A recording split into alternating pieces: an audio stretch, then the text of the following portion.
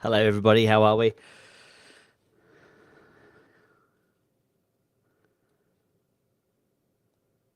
Gosh, this has been painful this evening. And now I can't close that. Get rid of that. So, good evening. Hope you're all well. Sorry to keep you waiting. Busy mad day. And then just before I came back out, I decided I would give my exercise bike a swift boot without any shoes on. And one can't describe the scene as one's hopping around the kitchen, holding one's foot. I felt the blood drain from my face. Felt a bit, ooh. Um, I don't even think I've done anything to it. I think I just stubbed my toe really, really, really, really, really, really badly. And I didn't go down like a footballer, though. So that's a start. Let's have a quick look, see who's in the chat this evening. Minty's in there, Proud Indigo. Matt's nasal hair's back. RS. Mr. Anderson, Harry's in there. Good evening, Harry. How are you? Long time no speak. I hope you're well. I'm hoping that Stu will be along presently. And more importantly, I've got somebody I need to email because I was talking to someone earlier today who was like, yeah, I could be around. So just bear with me because actually I think if we can get this guest in, you'd very much approve. Speakers, add speaker. I think that's it. Let's try that.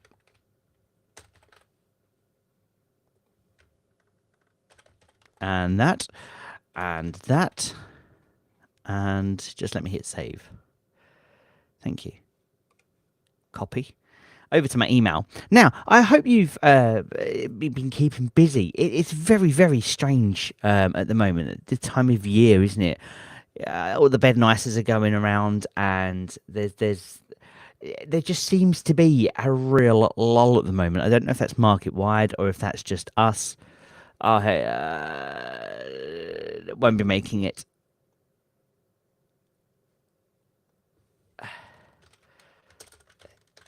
Here is where we will be if you are able to.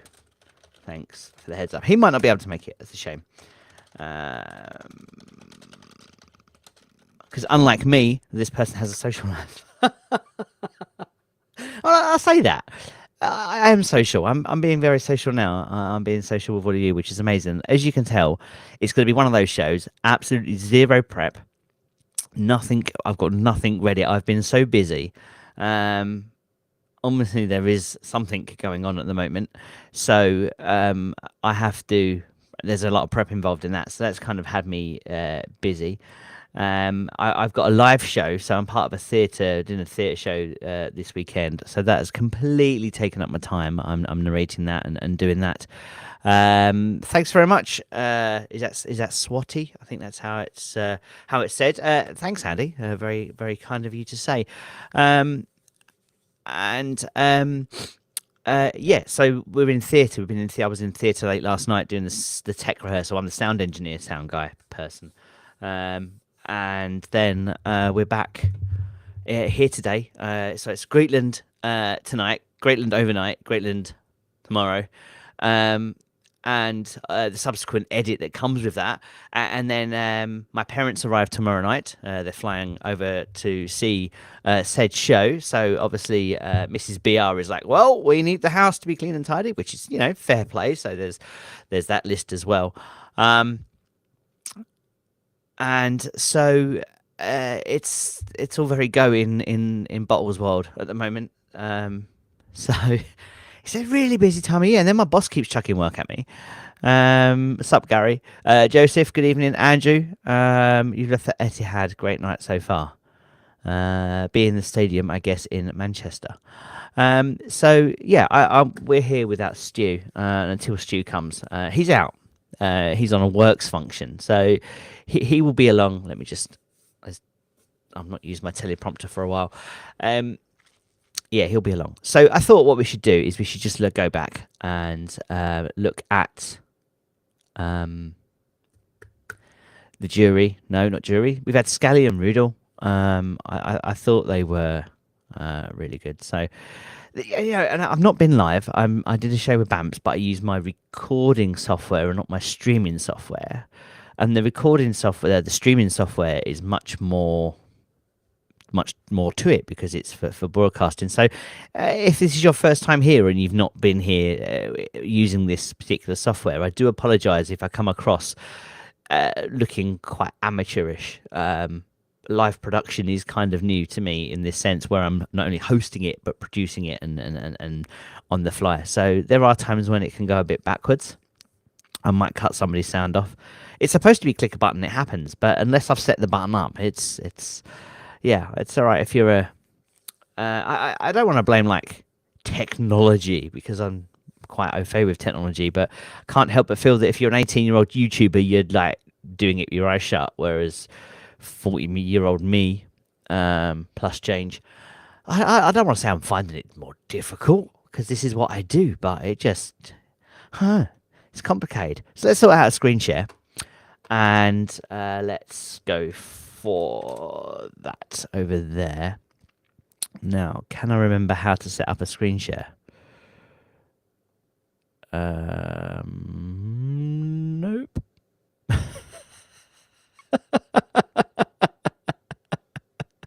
Oh, I know. I need to hit the button down the bottom that says share screen. And then I need to choose the tab, which is this one. And then I hit share. That then comes up in there. I'm going to hit F11. So that then goes full screen. Not F12, F11. And then I'm going to hit transition. Pow. And then, as you can see, we've got no guest. But you should still be able to see me. And because you can see me, you should still be able to hear me. Whew. So, is my sound still coming through? That's the first thing to work out. Yeah, he could bellows. He could very much be on a park bench already with a bottle of red. Or I don't know if you remember this, but I think when I was away in October, he dropped a bottle on the way home from the off license, so I had to go back and get another. There is that possibility.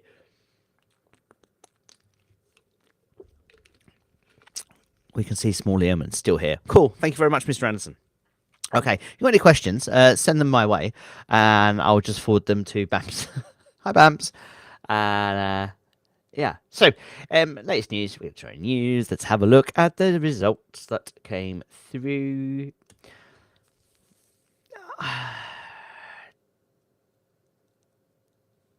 I can see it, but you can't. Ain't that a shocker? There you go. I don't like how this is coming through.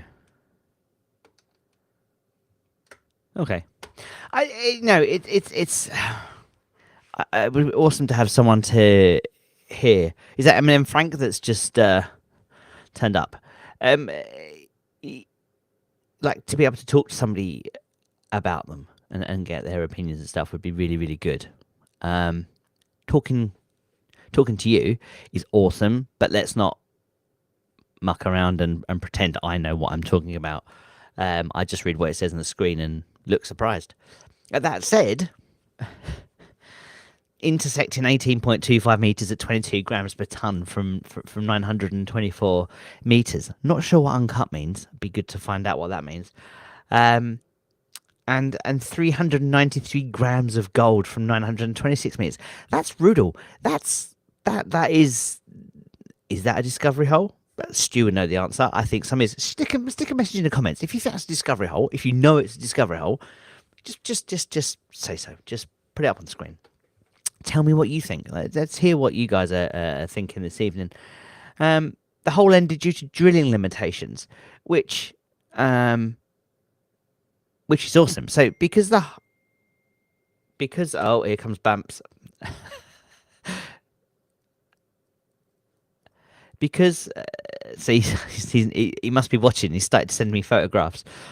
Because it's it says there RAD 002. I believe that actually signifies it's a rotary drill, and not a diamond drill, because they would word it would appear differently. So, or is it? Maybe it is a diamond drill. Maybe the D signifies it's a diamond drill. I don't know. That needs clarification. I looked intelligent for a moment, and now I don't. So,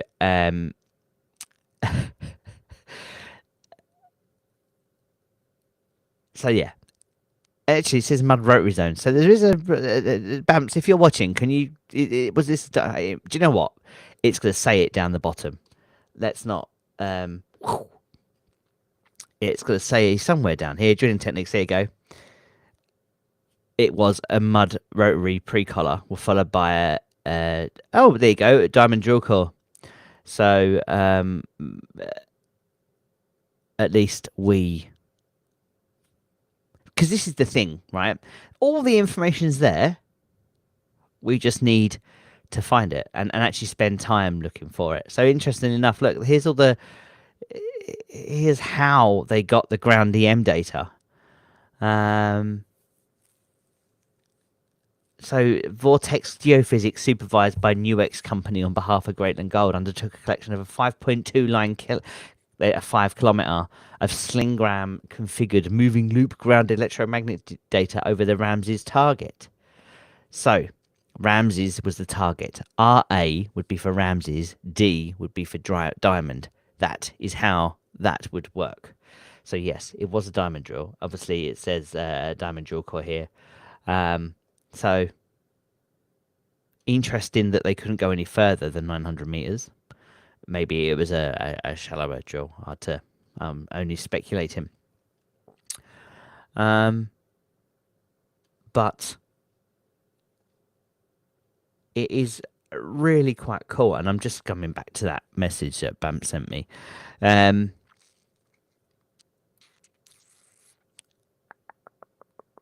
So I wonder if I can. I wonder where he got that from. I wonder if that's off the same image. Switch screen share window. That one. Share. Oh. Okay. No, that should be okay. So this is what he sent me. So I think what he's suggesting is this could be where he suspects the ore body is, and they've caught the edge of it. Possibility. Without him or Magic or a geologist, I mean Andrew Clayton could be a. I need to get Andrew on. He could be able to infer, and Callum. Obviously, Callum needs to be spoken to again at some point, but we only had him on recently. And such and such and such. So anyway, look, let's just go back to this thing over here. And hi, Murray. So the hole ended due to drilling limitations, right? So they've gone down 900 meters. Yes, Frank, we are. The structural and geochemical work and future downhole electromagnetic survey are required to redefine the potential for mineralization to extend into shallow positions within the system. Now, you've got to remember that the way Greatland Gold go about their drilling, this is what they were expecting to do. Even in Telbap, they were never, ever, ever drilling it to hit it. You know, like this is not the way Greatland do it. They drill a hole. They want to have a look and see what's there, and then they want to explore further by doing some downhole geophys and stuff like that. So the fact that they've turned up 22 grams per ton from 924 meters and a 393 lump is an absolute Billy bonus, because it means that they're going to be really close when they start looking at geophys and all the other tools that they do. I believe Magic is just finishing up his PhD. So he should be done soon. so there's all that to come. Now I can't help sorry, I keep reading two screens, and I really shouldn't. I should just focus on you, because it's you that I want to talk to. This is why we're live tonight. So they're going to go away. They're going to go, and because we've still got the whole 2023 drilling campaign to go, and now I suppose the question to be asked of Sean is, so where do you put your drill first? Are you going to stick it into Ruddall, or are you going to stick it into Scallywag? Because now you've got a decision to make. They're going to have more data on Scallywag, aren't they? Do you know what I mean? Like, they're going to have that 3 or 4, 2 or 3 years worth of data. So they're actually going to have more data and a bigger picture of Scallywag than their drill that just hit some gold right at the very bottom. So I mean, let's not get carried away with ourselves here. This is still going to be 10 years of work ahead of us. Maybe less, maybe more, but it's all very exciting. Especially when you've got Scally as well, and they're picking out lumps of gold from the surface at Juri. It's an interesting time to be here, just under exploration, let alone everything else we've got going on. And Panorama, yeah. We've not even turned. Oh, I just smacked the microphone. We've not even turned up at Panorama yet. So I should really update my. Really should update my. What's the word? Google Earth map, so that this is in it. Excuse me. This is interesting. I like 5316 down here. Because this bit here is granite. Now, I don't know too much about geology. I'm not a geologist, but I know that you need granite, and if you've got granite, you can get gold. It's possible. So, and there's granite right here, and the target, which is Pascal, is just underneath it. So certainly one to get excited about in terms of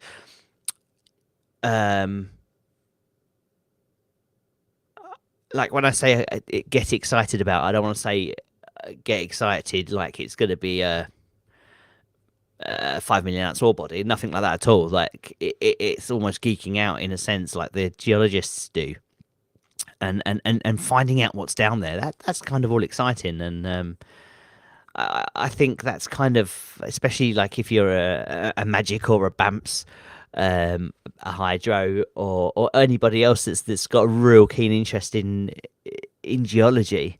The excitement isn't necessarily about finding that. I mean, yes, it is. It's about finding that ore body, but do you know what I mean? Like, it's as much about the discovery as it is about and the process as it is about that end result. So I'm excited to find out what's at Pascal, and then I mean, they're all there, aren't they? They're all worthy of a look, whether it be Ernest Giles or Tabletop 2.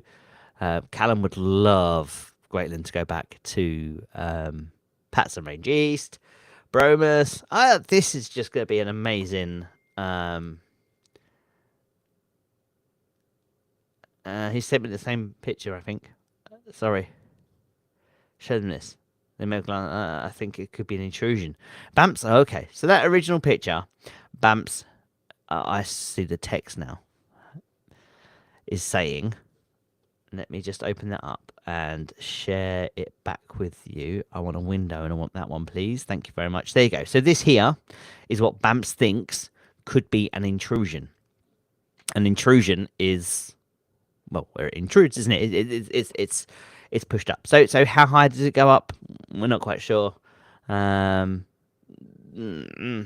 leave that for him, Magic, and hopefully Sean to talk about tomorrow. But there be gold there in them hills. Most of the Telfer satellite targets are in the southeast. That's really, really interesting, because I was reading today that Chicken Ranch is... I'm going to turn you off, Bamps, in a second, because it's distracting and I can't do my show. Oh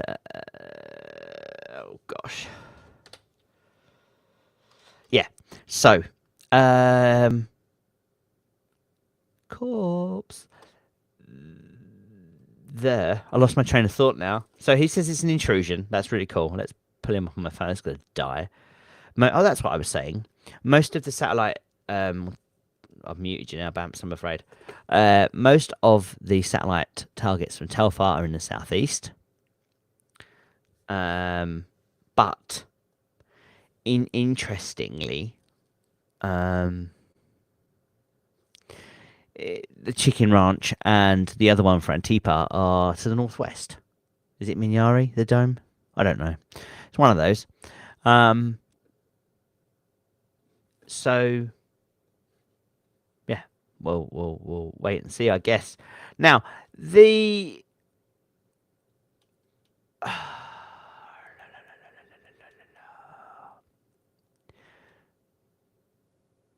there's the 5 kilometer area that they must have done their little walk around over. And it when you compare the two, it makes Havieron look very small. But then we also know that Havieron does have a large unmagnetic ore body with Ernst Giles, doesn't it? Oh look, here's that image that Bumps just sent me, but in full resolution. That helps, doesn't it? So he's suggesting there that in here it is an intrusion. So it's, I mean, maybe what we need to do is find out what an intrusion is, because I would have thought they're all intrusions. Because how else does gold come up? Do you know what I mean? Let's have. Oh, that website's down.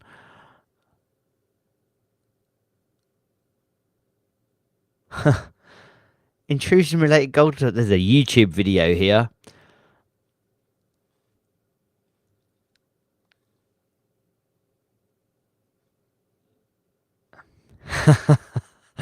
See, this still.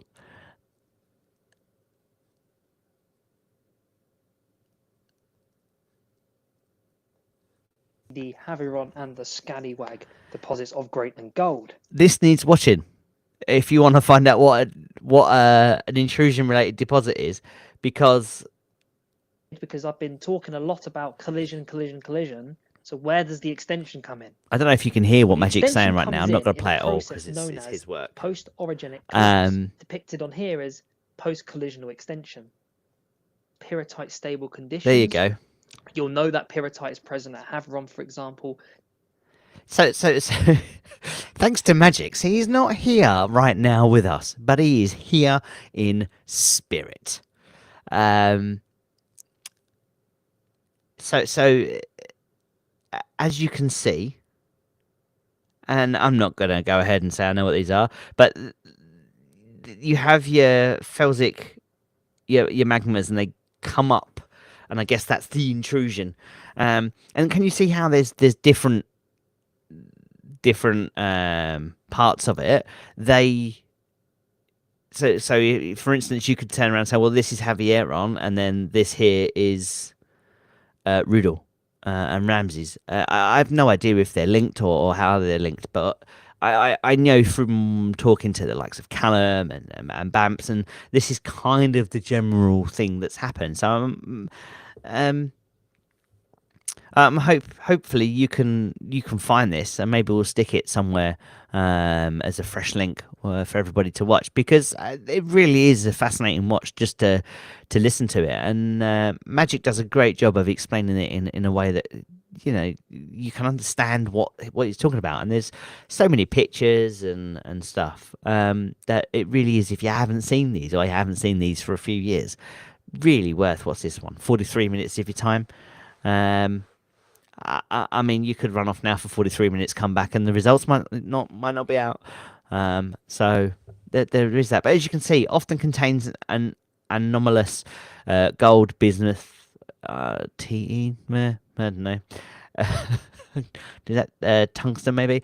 Anyway, it contains stuff. So yeah. Oh, he goes right in deep, doesn't he? Look at that. There you go. There's some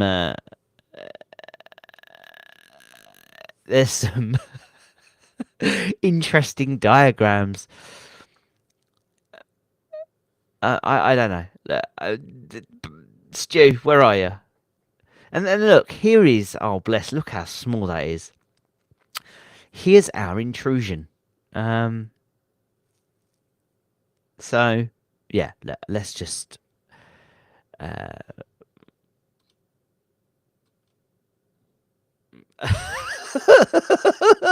To be honest with you, Murray, I'm surprised everyone's still tuned in. I'd have fallen. Maybe only 3 of you are actually watching, and everybody else has fallen asleep.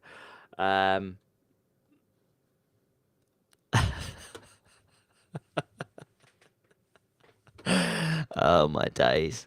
So look, yeah. Is anyone where we're at 22:43? So the RNS should start to flow in the next 15 and 20 minutes.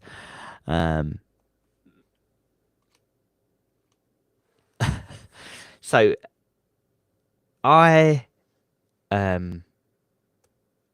wonder. Tell me your thoughts, right? So Newcrest are being flirted with, for want of a better word, by Newmont.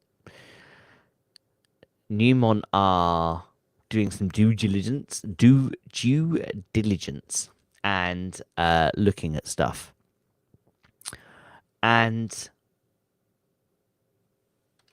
what do you reckon? Do you reckon Newmont will take out Newcrest? Do you think they will?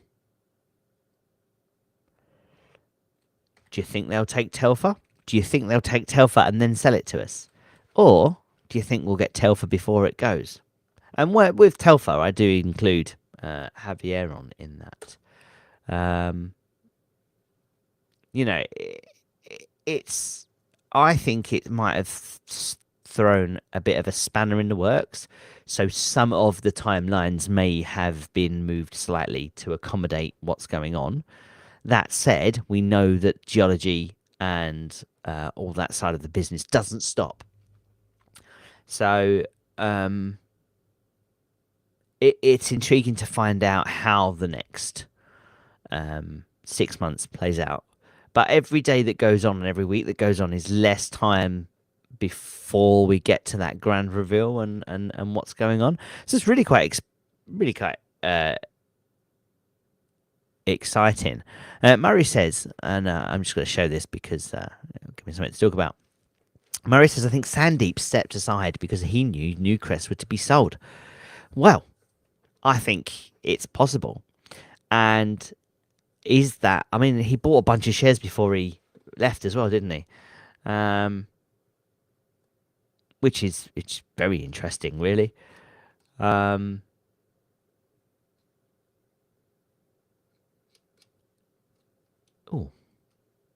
call porn.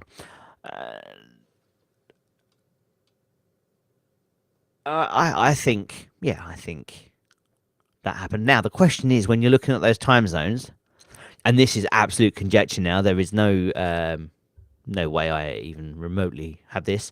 Sean went for dinner, was it late September?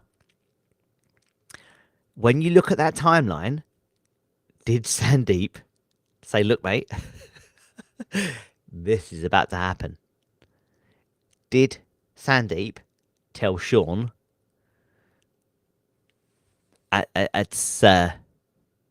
or as Frank says, interesting theory there, I think SD knew before Sandeep. Did Sean tell Sandeep? Oh, I mean, there's some conjecture. Mr. Anderson says NM to dispose of have Telfer after acquiring NCM. Most likely, I would agree. Andy says Tellurium is TE. Thank you very much. I know it's tight end NFL. And Murray would like to be a fly on the wall. Yes, I think so. I agree totally. I was going to share my screen. That's why I've brought you in here.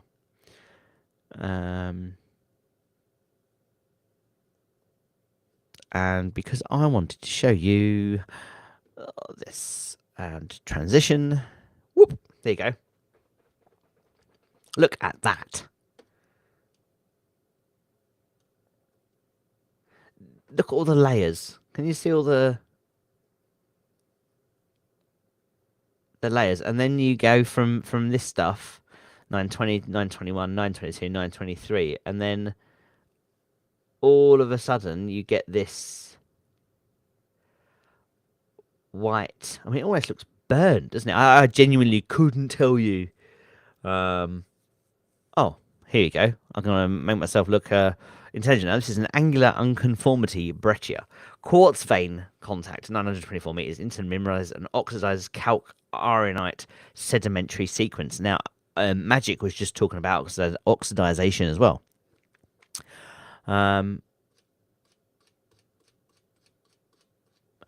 So, but you can see how this would be the top of it, wouldn't it? So, and then it goes down. I just think it's absolutely fascinating. I'd love to know what this, this burnt stuff is. And that's what it looks like to me. It looks burnt. Singed rock. That's what they found. There you go. Geology with bottle. Ah, dearie, dearie me. I do make myself laugh. So the next steps for Ruddall and Rams is the presence of step-dipping veining with mineralized zones increases the potential that mineralization extends to the top of the basement at 550 meters below the surface.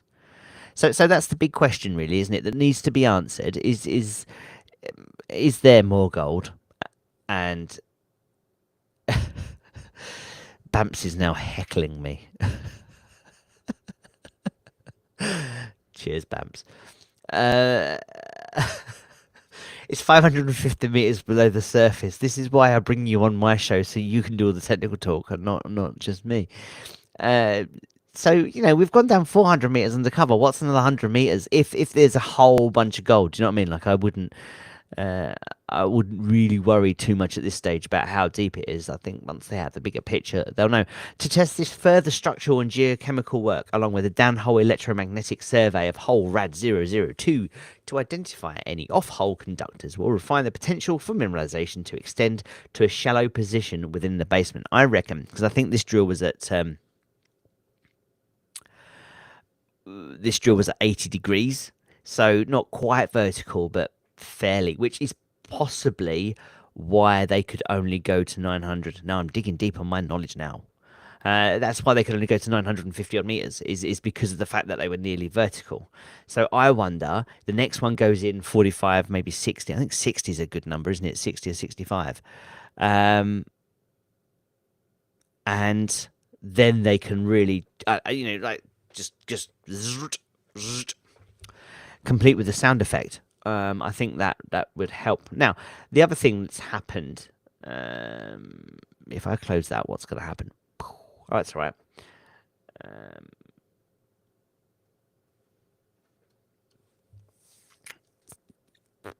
Is Scallywag. Now, sorry, Frank. I appreciate that every time I say that word, you shudder and generally send me a swear emoji. But as you can see here, A35 Rd. So this is A35. Obviously, is the target. Rd being rotary drill number 1. Turned up some nice little. Oh.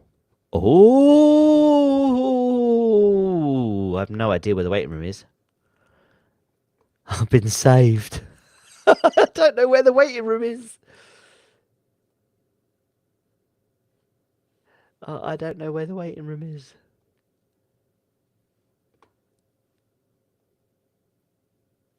Anyone? Oh, I've been saved. I just don't know how to bring him in.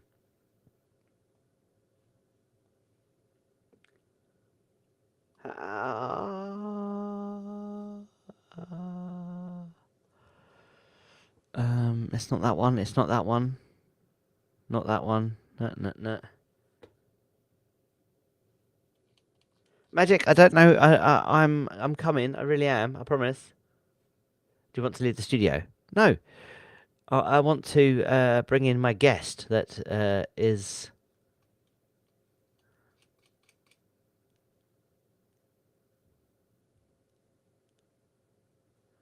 Just says give the organizer a message to gain access. Yeah.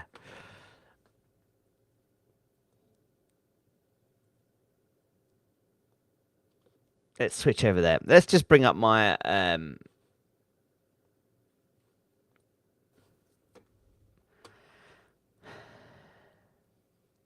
because I don't know what I'm doing. Like this is just this live business.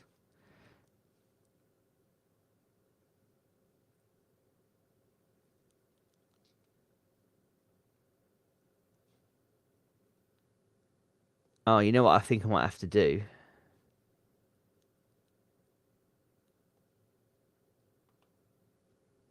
I've got to go into the session.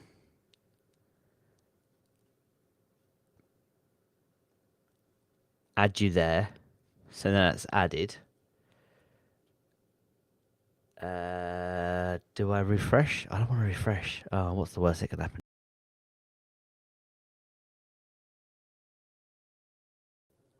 I've no idea if I just broke that or not. And then he should appear at the bottom. Oh my days. I,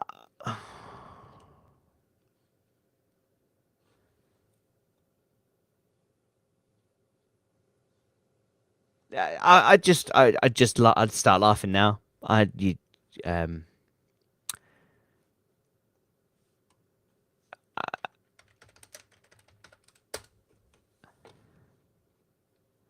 I've no idea. What a joke of. I've only been doing it for 3 years. I can invite a guest, but we've done that bit because I sent you the. I did. I added and then refreshed the studio afterwards.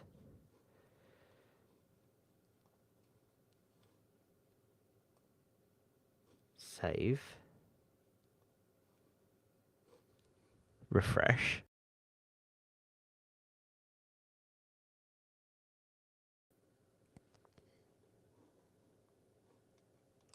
Nope.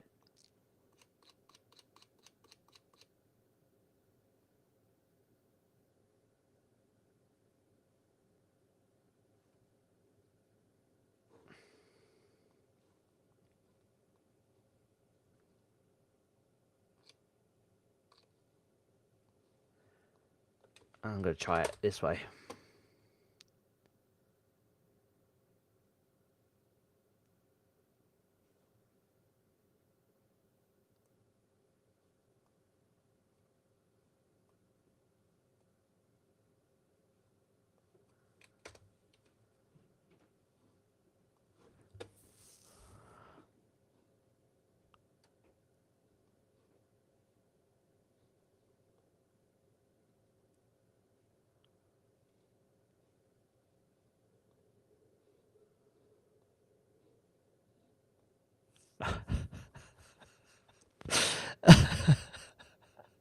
Oh. Oh.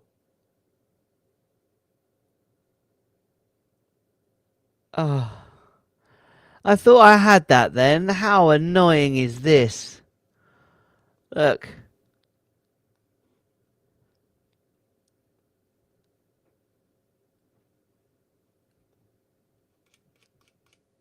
Phone him up on speaker.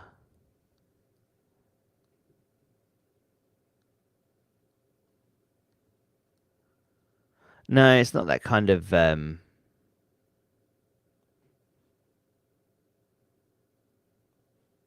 it's not that kind of thing. So I'm presuming Magic, and I can't believe I'm talking to you through YouTube, that you've got to your it's taking you to the phone screen.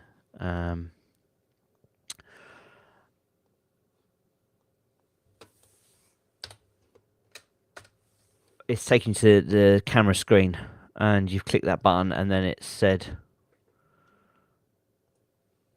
I've got nothing. scenes. There's nothing here anywhere that says guests. Share video, share screen, settings. There's nothing in settings. Disable camera. Yeah, it says check your mic and camera. And if you put your email in.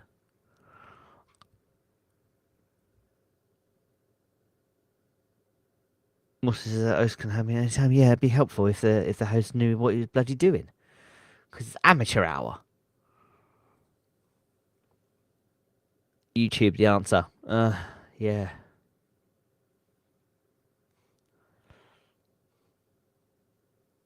I don't understand what is going on here.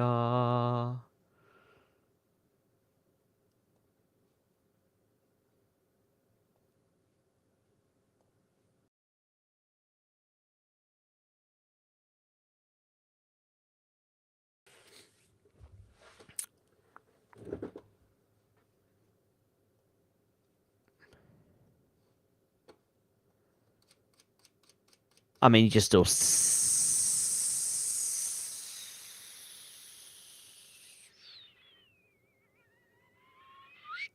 So I wonder. Oh,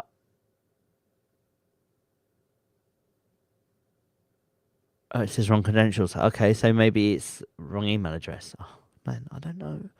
Has anyone checked to see if Newcrest's RNS has dropped yet?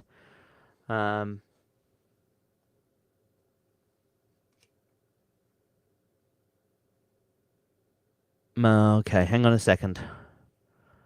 Fire up Telegram.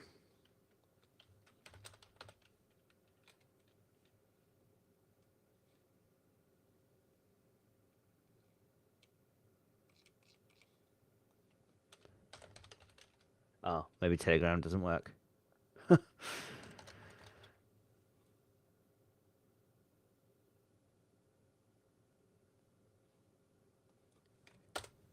I'll just send you an email again.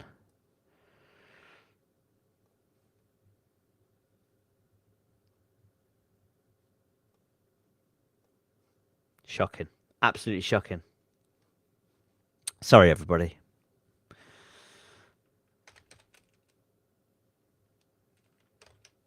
Helps if I use the right email address.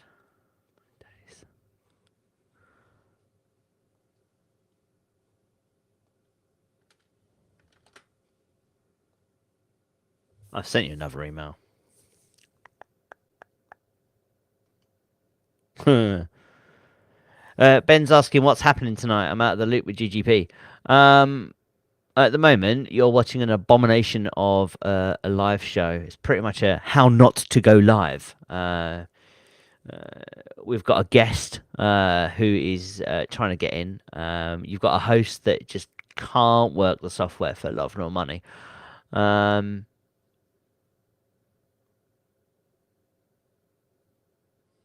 There he is. Hello, mate. I've got magic. 1 minute, and let me bring magic to you. So I'm going to go to that one. I'm going to switch that one with that, and then transition. Yes, we're good. We're good.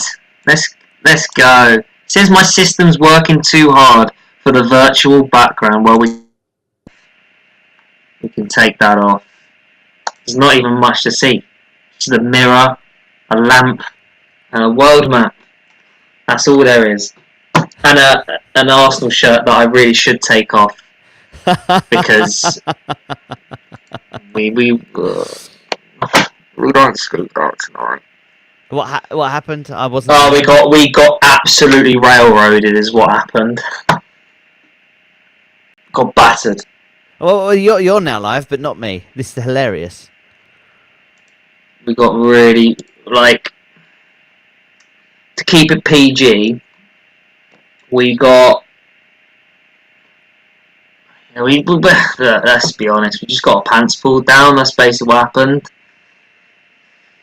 So, yeah, it wasn't good. It wasn't a good evening, I'm afraid.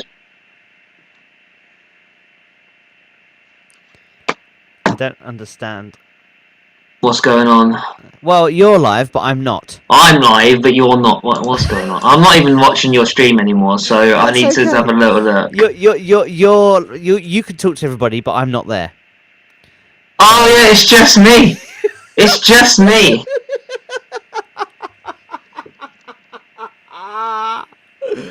Oh my days. Oh god, I'm quite loud, aren't I?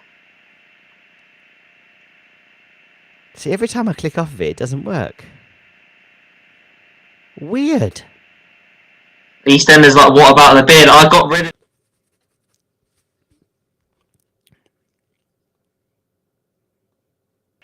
They were telling me, oh, I wonder what you look like without a beard. So we got rid of it. Andrew's like, I'm a City season ticket holder. Well, you must be loving life right now. Oh, is that who you played? Yeah, we did. And it didn't work out as well as you were hoping? No, I'm afraid not. It was Badly, or? Oh, we got absolutely. Honestly, it was 4-1, but we just got at no point in the game were we ever competitive. Got to bear in mind we're top of the league, and we've turned up and we've just had our. It's like the best way I could describe it is, do you know when you were in school and you lost your ball as a year 7 to the year 11s, and they just won't give it back. So you start running about, and you start trying to get the ball from them, but they're just playing piggy in the middle. That is basically how it went. Okay. Total disaster. But enough about that. So we got to the end of it. I don't know what I did. I don't know if you changed something or what. But bottom line, you're here, which is grand. Tell me, of what you saw, what do you make of Ruddall? Actually, first of all, Magic, it's probably been about a year since we've last spoken to you. How are you? Well, I'm obviously coming to the end of the PhD now, so I'm just trying to write it up and get everything together. And you have good days and you have bad days. That's just the way it goes. Indeed. So we're trying to get it in, and just once it's submitted, I'll be very relieved. Yeah. And can finally get to work in the real world rather than in the academic world, which I'm just a bit fed up with now. So yeah, that's okay. That's not doing too badly.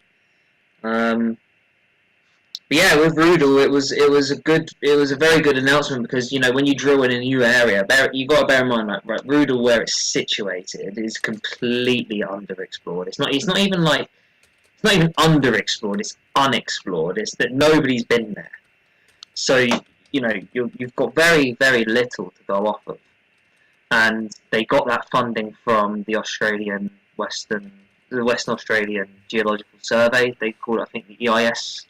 Funding, and they sunk a hole down, and obviously have hit that gold beneath the unconformity that they mentioned in the RNS, and it was a nice hit. I mean, you got to be careful when you see the headline number. You want to look a bit deeper and see like what the sort of individual, because they always say like, oh yeah, we got, I can't remember what it was now, but it was something like 20 meters at 18 gram per ton or something like that. You look and it's like 1 meter at 390 something. So you've got to be careful when you look at these results.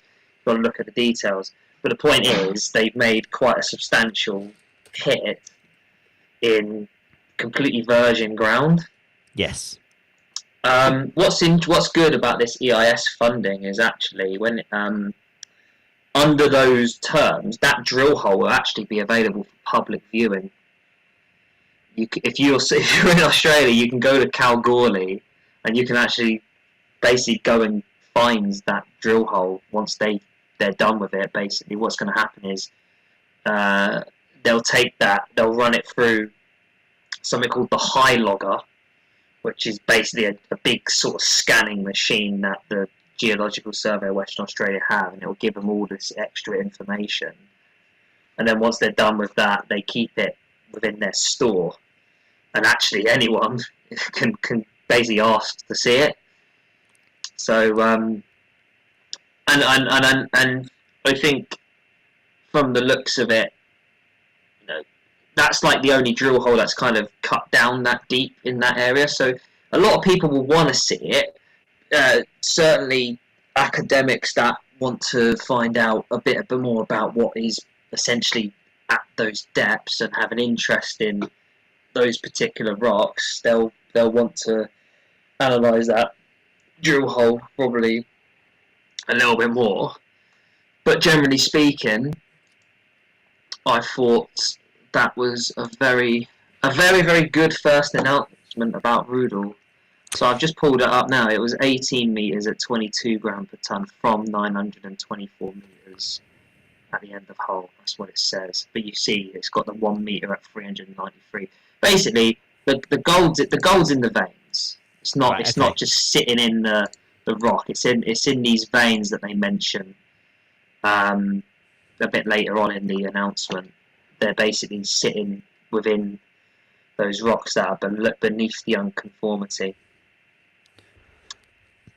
So, did you catch the part where I was ripping your work off the internet and showing everybody your intrusions? I didn't see that. Okay, cool. Because I just literally put into Google intrusions, and your video came up as one of the first search results. There we go. It's been viewed a lot of times. I'm more happy about it. I also know, I mean, it was funny, last year, I don't know, it was a bit ago, somebody I used to know who went to Exeter's Campbell School of Mines used it for revision, which was quite good.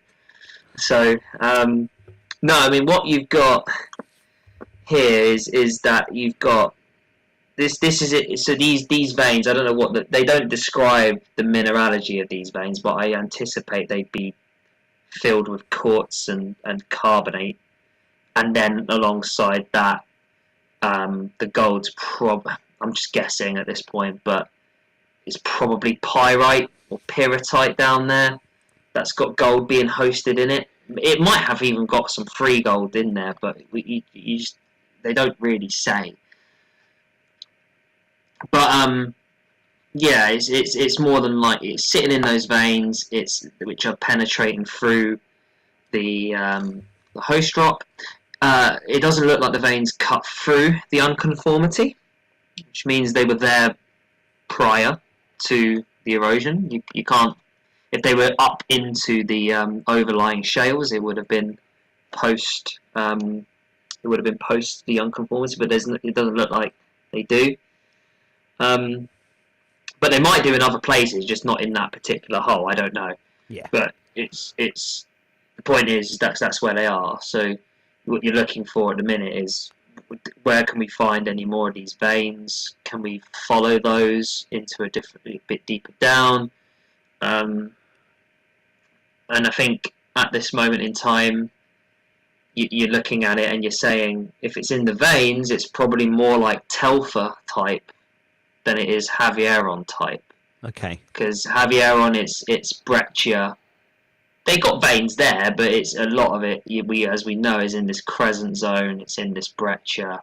We're not seeing any breccia here at the minute, so it's looking more like Telfer type. But it's very early days. Like you can't just pin, you can't just say, oh yeah, it's all Telfer type right now. You're just making general observations. Have you seen the image of the core trays? Yeah, you can see you got the black stuff is the shale, and then beneath you've got basically what looks to be calcareous looking sediment. Calcareous just meaning it's full of carbonate, and then the brown stuff is iron oxide. Basically where it's. I said it was burnt. Yeah, it looks burnt. It does look it, but so it is iron. Yeah, that's iron oxide more than likely. So once upon a time, that's likely been closer to the surface, because to get that sort of staining, you need to have come into contact with something that's oxidizing, be it air, or you've got to have put some fluids in that are quite oxidizing. Normally, those would be like rainwater. Okay. Meteoric fluids, basically. Yeah. So once upon a time that was there, then it got buried, and obviously is now 900 meters below the surface. So chances are this is all of this will be probably Proterozoic in age, which is, what's that? Anything from about 550, no, probably about 600 million years or so, or older. So it's the same. It should be the same age, really, as what the rocks are that are in around Havieron, presuming that the unconformity is within the same rock units. Okay. One thing because they keep mentioning, one of the things they do in the announcements, they talk about basement a lot. So I was there was a part of me that was thinking, have they actually gone below have they gone right down below the rocks that are present at Havieron and into the sort of underlying stratigraphy, be it either what they call, I think it's called the Fossil Range Group, or actually the Ruddall itself. Now I kind of think it'd probably be even still too shallow to be the Ruddall. The Ruddall is like the proper basement. That's like 2 billion years old plus. Right. Okay. And you'd expect that those rocks are really they're high grade metamorphic, so you would expect it to look different than this. Basically, they would be quite shiny looking, and they have you would see a fabric. You don't see that here, so I think what we've got here is maybe the contact between basically the lowermost units of the package of rocks that are what Havieron host, and then the next unit down. That's what I think maybe the unconformity relates to, but it's quite hard to tell because they have only got the one hole. Yep. So you don't really know, but that's just a bit of sort of interpretation on my part. So one thing that's quite interesting, and so they make a comment in this announcement about the idea that they may have some mineralization shallower, or I think it's right at the end here. It might be at next steps. I can't remember where it says it, but they sort of infer that they might be something that passes up above the unconformity. Next steps. It's just a little bit below the image. It says present steep veining, increase the percentage of mineral extended to the top of the basin. So they obviously they will go back here and sink another hole at some point. Yeah. But they need to do more. Now they've got the hole there, they can send down your geophysical equipment, and you can get much better detail when you've got a drill hole, because you can send it down to 400, 500 meters and get measurements there rather than right at the surface. Do you think that they, because it was an 80-degree hole, so do you think they drilled that hole with the sole intention of then doing geophys? Probably. I would have thought they wouldn't have expected to have hit the jackpot straight away. No. I think they probably overachieved actually with what they managed to get out of it. So now they think that they can basically refine their exploration strategy using that and the geochemistry that they've got to pick another a hole or two, which I imagine the funding for that is going to come out of, I don't know, potentially, hopefully the free cash flow that's going to come from Havieron. That's what I think would be the ideal situation. Well, this was a free hole anyway, wasn't it? Yeah, because they got the funding from the EIS funding. So you never know, they might get another grant. You don't know, they could probably try to apply for another one of those grants and do it. But either way, they'll sink another hole down eventually, and they'll probably be able to make better interpretations. But yeah, I think looking at it, it was a really nice sort of hit in that zone down there. What's interesting though is when I was just going to comment on that comment that they made. They haven't really got a lot of evidence for it being above the unconformity, if I'm being honest. It's quite speculative. But the one thing they do have is when you look at the geochemistry, some of the elements that they look at are actually they're anomalous above the unconformity. And I reckon that's probably what they're saying. If you've got anomalous concentrations above the unconformity, then that might indicate that you've actually put in some of this gold and copper after the unconformity's been there, meaning that you might be able to find something that's even shallower.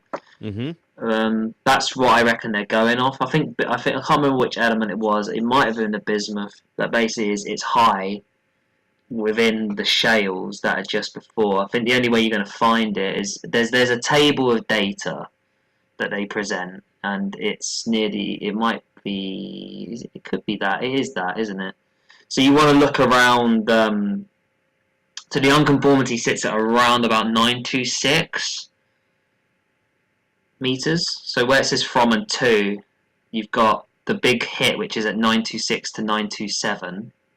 But if you look before that, and you're looking at meters from about 920, just a few rows before that, you'll look at the bismuth column and you can see you're getting tens of parts per million. Even in the ones that are like 910. If you look below the unconformity, look what the bismuth does. You go to decimals. You're down at. So this is what I'm saying, is that the bismuth is high within the shales. Yeah. And that's above the unconformity. So the fact that that's kind of there, it suggests that your mineralization is happening when the unconformity's already been there. So do you think, because obviously we only have this as our data, but they're going to have the whole thing, do you think they're seeing bismuth much higher up? Yeah, I think so. I mean, looking at this selection here, I would be quite surprised if the bismuth isn't like high within the bits above. I don't know how wide. I mean, you still got to think, like, where that gold is, that is another 15 or so meters. Is that bismuth anomaly is kicking up. Yeah. It might extend a little bit further. So, but it drops off. It drops off right below, and there's other elements you can look at that do a similar thing. I can't remember there's a couple of columns along. What's the other element? If you scroll up a little bit, I'll tell you. Lead is another one. Which one's lead? Lead is PB. PB, lead. Yeah. So you'll see a similar story. The lead is high in the shales, but it's not high. It's much lower beneath the gold anomaly. Wedge of it there, and then it drops off. Yeah. And then picks up again. So, your whole rock data is telling you that when you're getting high bismuth and high lead, you might be close to getting like a hit. So it looks as if that is anomalous above where the veins are within the shales. So my question, and I'll be open and honest. I asked this.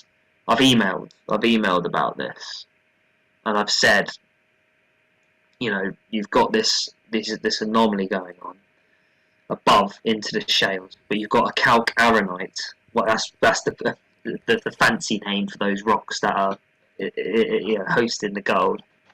Just basically means a carbonate bearing sandstone. Okay.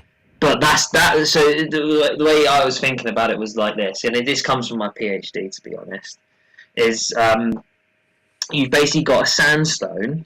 We'll just call it a sandstone, and then you've got a shale above it, irrespective of the unconformity. What you've got there is a contrast between what is an oxidizing lithology and a reducing lithology.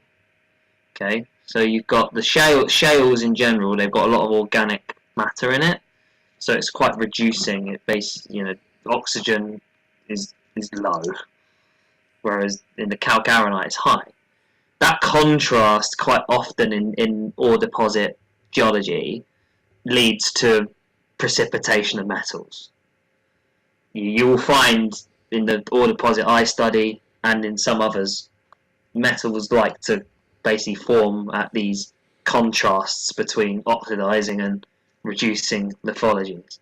So I was asking, I did email and sort of ask, do you think there's a what we call a redox control? Because if there is, then they can follow this contact. they can follow this contact between the shales and the ammonites, see where it goes, because that unconformity won't necessarily be straight. That will undulate. So they might find that unconformity shallower, Yeah. and you might get a similar hit, meaning a little bit better for the economics Yes. of the project. Yeah, because 500 meters is a lot easier to deal with than 900 meters, isn't it? Yeah. You need something substantial. You need Eastern breccia level material down there, really.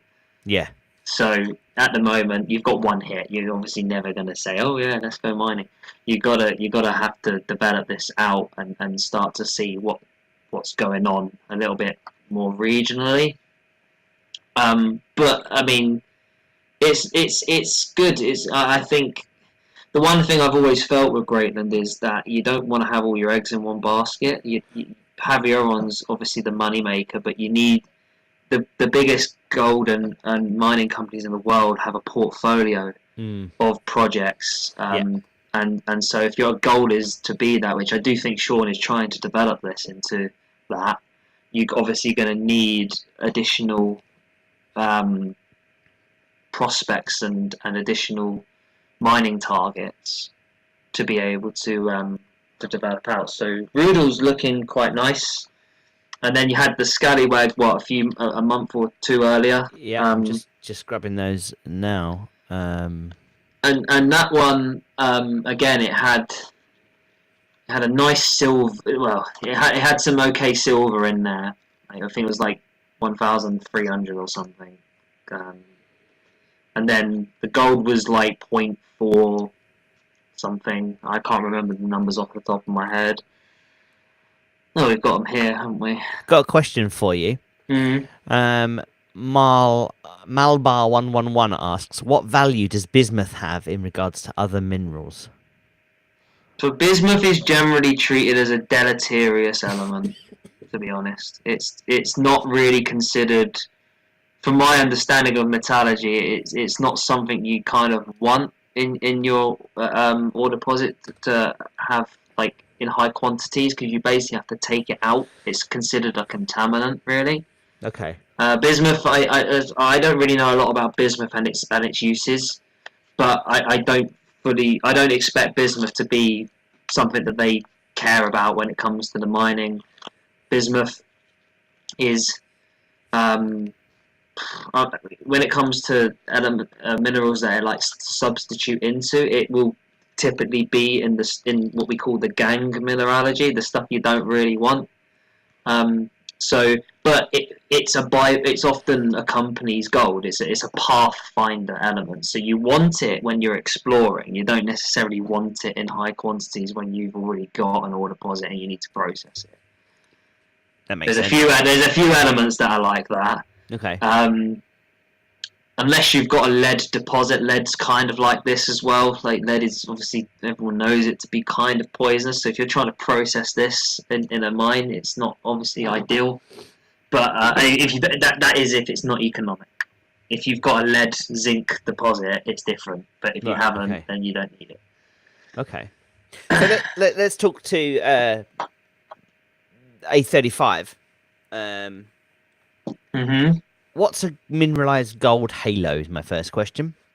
So that's a fancy way of just saying there's sort of an anomalous zone. Okay. A halo, you can think of it like the shape. Yep. Sometimes in geology we'll say, there's an alteration halo. Right. So if you've got a vein and then like around the vein, there's basically a change in mineralogy or a change in geochemistry, that would be considered an alteration halo. It's around the vein. Right, okay. That's generally what it means. So they're saying they've intersected 2 meters from 70 meters within a mineralized gold halo of that. So that halo, they're just saying it's basically anomalous. 12 meters at point, that's an anomalous sort of quantity of gold.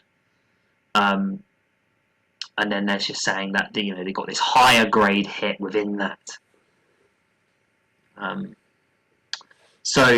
then they mention about the bismuth and pathfinder geochemistry, blah blah blah.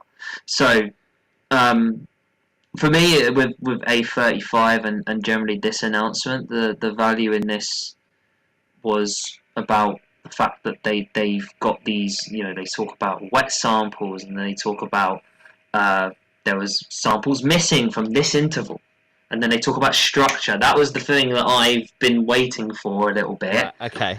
Because the thing with where both Telfer and Havieron, they don't really mention it, to be honest, a lot at Havieron. It's been a bit of a secret, I think.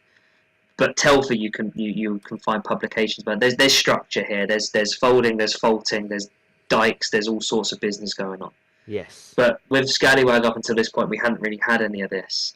So they talk about faults and potential shear structures. This is really a little bit better now, because I think the absence of, if you don't have any structure in this area, you don't have the ability to focus fluids, and you don't have the ability to cause, well, in my opinion, I don't think you've got the ability to brecciate rock in these areas. And Okay. yeah, you basically don't have to, the gold has nowhere to focus into, and as a result of that, you basically just cause the gold to just dissipate. That's the best way I can explain it. Sorry, I'm laughing because we've got a new watcher. I don't know if you're able to see that on the screen. He's been out on that's Stu. He's been on a work night out, and he's hello, watching Stu. us. He's watching us on the train on the way home, and he's going to troll us. And then no doubt, You can troll if you want. Barge in drunk. I don't mind being trolled in terms of the football, but I'm expecting that to come my way for the rest of the season. But yeah. It's exciting, or exciting to me, that metallic chips with native copper and charcoal pyrite were collected from surface. I mean, that's a good thing, right? Yeah, it is. It is. I mean, you'd rather it be there than not. Yeah. I think what you've got here, it talks about, you've got the rubbly core around 76, 77 metres. You're getting chips that are coming out with those minerals in. Now, native copper, I have to be honest, it's not something which really we were ever taught too much about in undergrad. We mainly focus on, when it comes to ore minerals, you talk about chalcopyrite and other things. My understanding of native copper is it's normally found where you've had a bit of an upgrade thanks to what we call supergene processes, where you've had basically secondary fluids come in, take mineralization that was present either at depth or somewhere else, and reprecipitate it elsewhere. Now, the fact that you've got native copper chalco in these chips where they sort of got this missing bit in the core, that's why they're inferring you've got this structure here.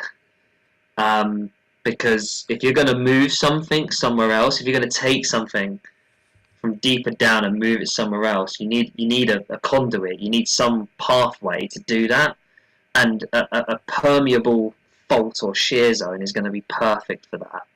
You can put fluid down, and you can take that and you can move it. And I think, based on what they've said, my interpretation would be you've remobilized copper from depth, and you precipitating it along this shear, I'm going to call it a shear zone for now. Okay. And you precipitated it along this shear zone, sort of shallower. So it's not economic at those points, but what you've got is, this is what they're kind of excited about, I think, is you've got the potential that, okay, the copper has to be coming from somewhere, right?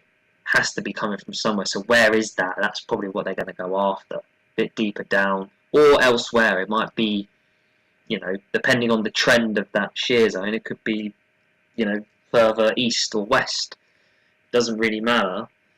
But for me, the key thing is you've got structure here. This is good now, because you've got the ability to focus those fluids. You have the ability, if you've got enough structure in one spot, that might be where you might start to get some breccia, Okay. which obviously starts to look a little bit more like Havieron. If you get that, that's what I think they're probably thinking at this point. So there's quite a lot of detail in this image. mm, It's funny, these RNSs come out, I look at them, I read them, I digest them as much as I can, and then I go, okay, and then I never look at them again.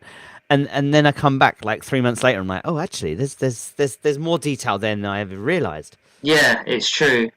And I love looking at this stuff now because this is what I want to be looking at. Like and it fills me with confidence knowing that I can take something like this and start to come up with ideas and questions and things of type. This is really what I want to be doing more so than what I'm doing now. Yeah. But you know, this is really what it's all about. You take a drill hole. How can we maximise that? Right? They had a small amount of funding. They drilled this. They drilled some holes, and they've got all of this geochem done. How can we maximise this? How can we put out all the information possible so that the next time we go drilling, can we pull out an even better hit? That's really what the goal is. And yeah, you know, they've got this. They have so many different lithologies on this left-hand side, and actually a lot of them, at the resolution the image is at, you can't see where they are. No, they've learned recently to not give us high definition images because we can Yeah, exactly. Because I can't see where there's, for example, a sulfide vein. I can't see where there's the fault breccia in their log. It doesn't. There's not. I can't pick where that's at. I can see the other stuff, you know, the sandstones, and I can see maybe a level of shale, but I can't see the sulfide vein. So, you know, I mean, if I had to choose, like, I'll be honest, I think generally speaking, like, the initial result from Ruddall is superior to the initial result from Scally, but this is obviously a massive improvement on the Scally, and it shows you that their approach is obviously working. Because that's a question I posed before you came on air. Was actually, you know, Scallywag, they've got the bigger picture. They do, but Ruddall, they have a instant. They have a better hit, but also the other thing with Scallywag is that it's so much shallower. Yeah. It's so much shallower. They can use RC drilling pretty much. Yeah.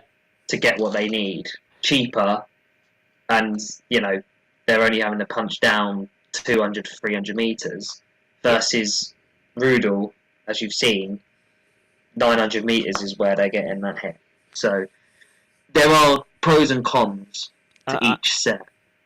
I'm guessing that one Ruddall drill would take the time of 2 or 3 Scallywag drills. So you could get more bang for your buck. I think they're absolutely gonna go for with the exploration program this year. I absolutely expect Scallywag to take much more of a front seat than what Ruddall does. Yeah.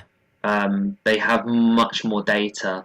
It's shallow. I think the pros do outweigh the cons when it comes to that.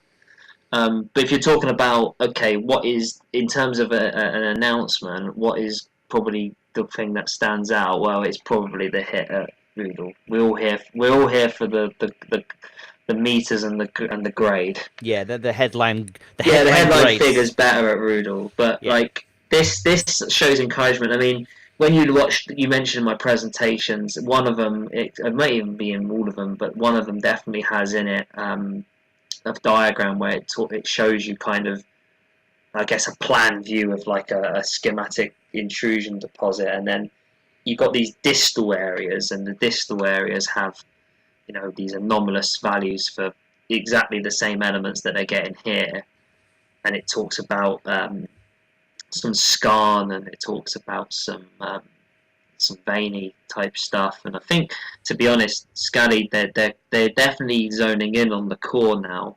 Yeah. But they're still within that distal area. But they're certainly way closer than they were. And now they've got structure, as I say. That gives you even more ability to basically get closer, because you can follow those structures. Chances are you're going to find more. You're going to find more structures, or you're going to find potentially the source of where that copper and is basically being remobilized from. That is my interpretation, by the way. It's not necessarily set in stone. Yeah. But you get what I'm trying to say. It's like that's what I think they'll be going for. And that's something Sean's always said, is they want to find answers. Like, until they have the answers they're looking for, they're not going to stop doing what they're doing. And I guess that's their question: is where is the copper coming from? Is that a fair question to try and answer from a geological standpoint? What was the question? Sorry, I was just reading something whilst you was asking me. Where is the copper coming from?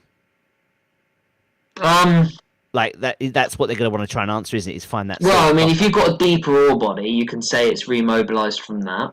Yeah, that's one idea. That's probably what the main idea is right now. Otherwise, you are possibly using that shear zone from maybe a more granitic source rock. You know, if the fluids are containing elevated concentrations of these metals, they can go up the fault and they can precipitate there. But I would suspect there is a deeper ore body somewhere which has got sulfide in. I mean, it depends where you want to start from. If you want to know where the copper comes from for even the sulfide, well, at that point, that's like a very theoretical question, and it's probably coming from the basement, the very basement, and maybe the granites. That's really what the whole area seems to be based on. Yeah. But if you want to get these sorts of values along that structure, I would, and the fact that there's native copper there, you've got a lot of silver there as well. It's often a byproduct of you know. There's your table. So I think chances are this is supergene gold, silver, copper. That's been remobilized from a deeper ore body. That's my interpretation. And so you've basically just got to find, well, where is this deeper ore body? What rocks is it sitting in? Mm-hmm. Preferably, we want. I mean, the thing is, if you're splitting up the two, like Havieron and Telfer, like Telfer doesn't have the breccia, Havieron has less veins, but the breccia is like really quite a little bit. I think it's a bit more vast. It's a bit more I don't know, widespread, if that makes sense. Like it's whereas in veins, these veins can be 1 meter, 2 meters thick, or they could be 10 meters thick. But it's about the spacing. It's about the spacing of these veins at that point. There's a different sort of I guess goal when it comes to making something economic. Whereas these with the breccia, like if you've got a thick zone of breccia, you intersect that and there's gold and there's copper in it. That's when you're getting these values where it says 100 meters at 2-3 gram per ton, whatever. Whereas with veins, it's like you might say, oh yeah, there's 50 meters or 100 meters at the same thing, but you'll get those. It'll say, but including 2 meters at 200 gram per ton. Right. Okay. It's always, because that's the way Telfer's laid out. Telfer, at least the papers I've read, it's basically an ore body that's got these what they call reefs, and it's these quartz veins that are laid out like this. Although, that being said, there is ore that's sort of just scattered about the rest of the rock, but that's the low-grade stuff. That's the stuff you have to mine a lot more tonnage for. Mm-hmm. Versus, that's the trade-off. Like, even the breccia, the northern breccia at Havieron, that's the low-grade stuff there. So they mine the crescent, that's where they don't have to take so much tonnage to get the copper and the gold there. Yeah. When they get into the northern breccia, which will be, I don't know, 15 years from now, that stuff is lower grade, so they have to mine larger amount of material to get that. So you know, it's always your trade-offs. Yes. Now we also had, very recently, some results from Juri and Black Hills. Oh yeah, we did. I forgot about those. I forgot about those. I've not been keeping up to date as well as I should, really. You've been you're super busy. So can I just say that now you're here, that things are much calmer on my end. Things were very frantic for a while. Whilst I was trying to solo produce the show. I have no idea how YouTubers of today do these things. But a lot of time, basically. Yeah, and a lot of practicing, undoubtedly. But anyway, so we've got some highlights here from Black Hills.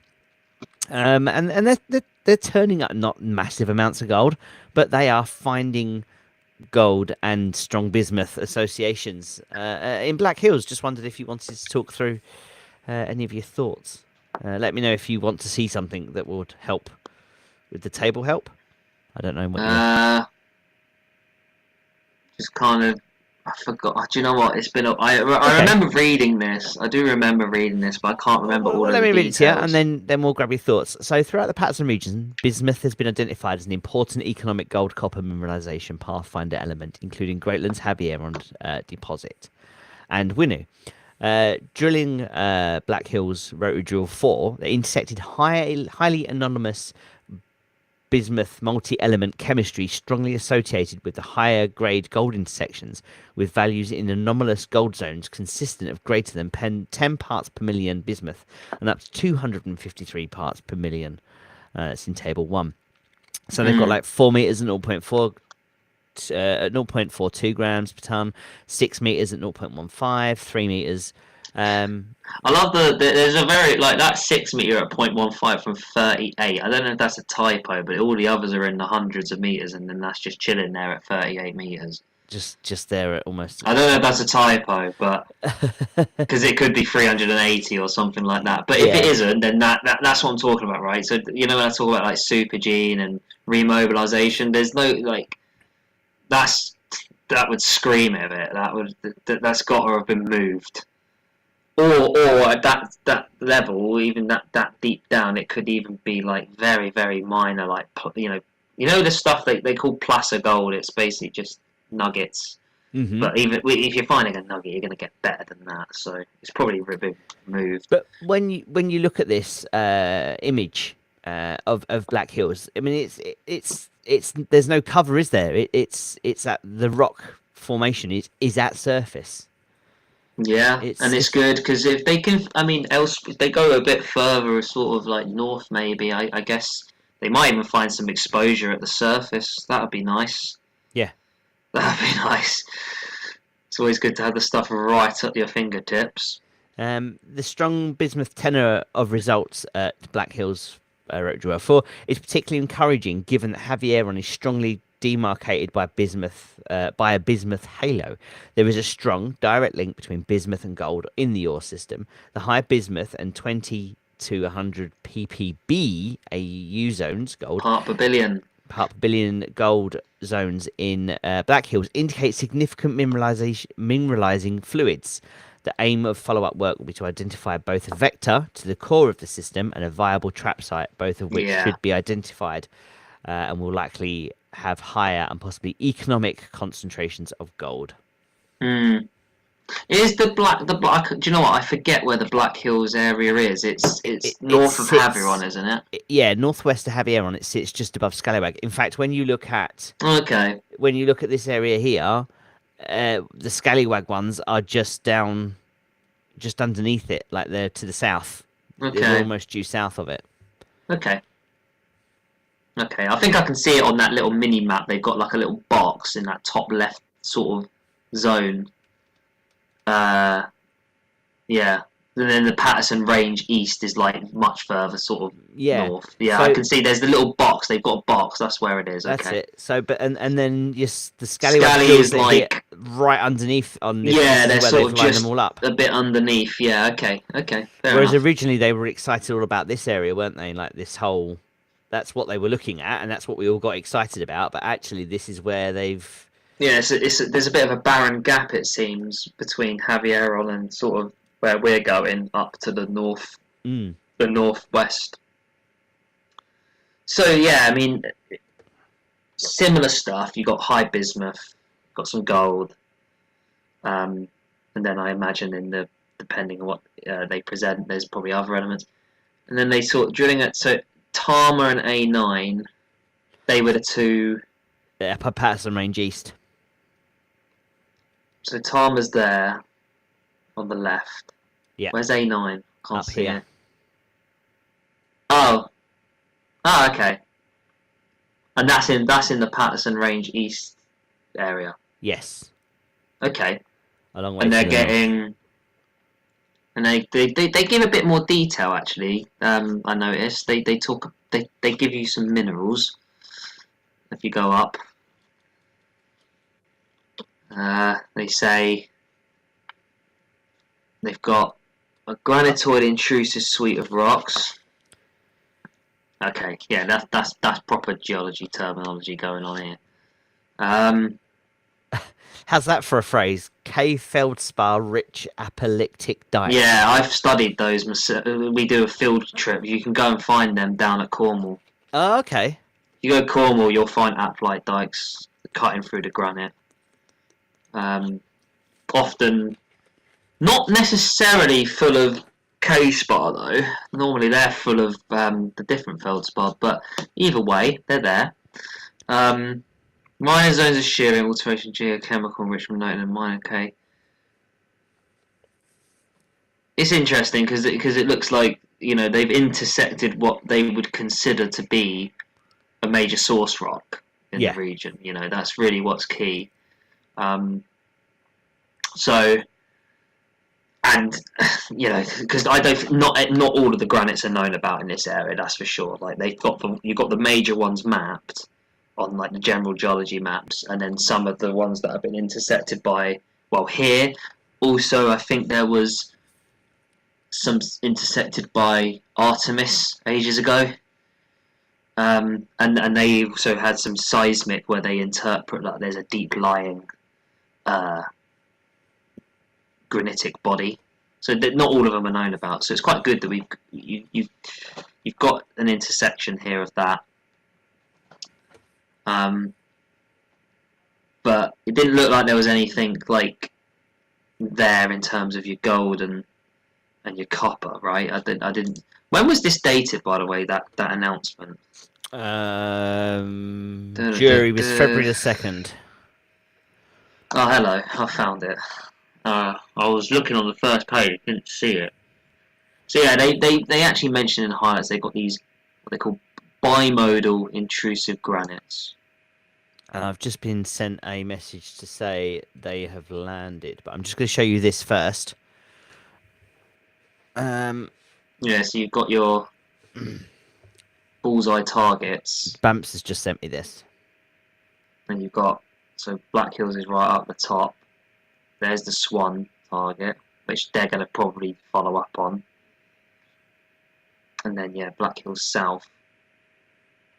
Down at the very, the bottom there. And actually that black line, I've never seen that before, but that black line actually is quite obvious now. They've put a black line around it, like with all that purple. Yeah. But before that black line, I definitely didn't see that shape. But now it's there. No. I'm actually I can kind of see what they're getting at now. So yeah, exactly. Yeah, just looking. I'm just scrolling through the thing. So they're doing some more geophys.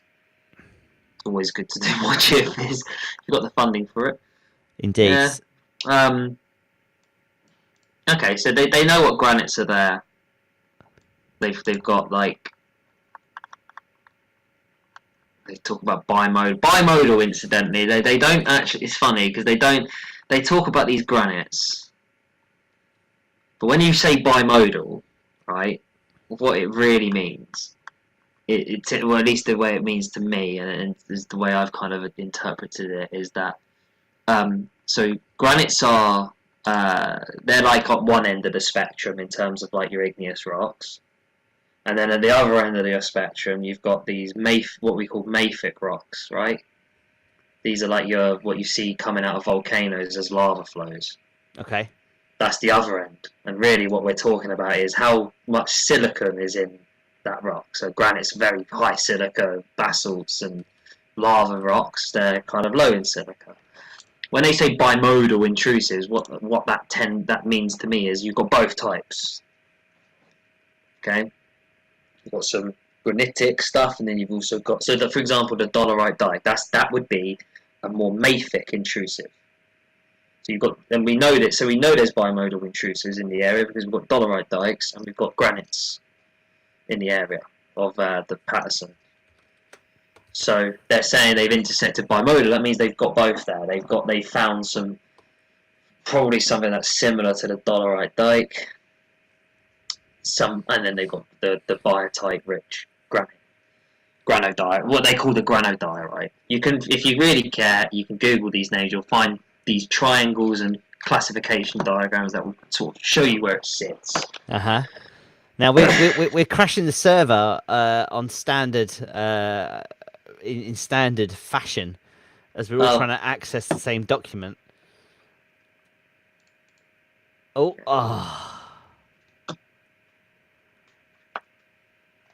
thought I was there then. Oh, there we go. Some nice kind soul that has managed to get it downloaded has just sent it to me as a PDF. Beautiful. So, keep your eye out. This is Newcrest's update, isn't it? This is them. So what we're saying is this is probably 12 months ago, because we know how they work.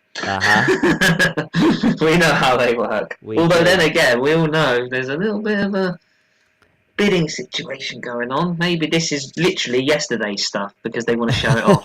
So we don't know. I want that window share, and I'm going to go to my sharing screen, and we're going to run straight over there. Bosh.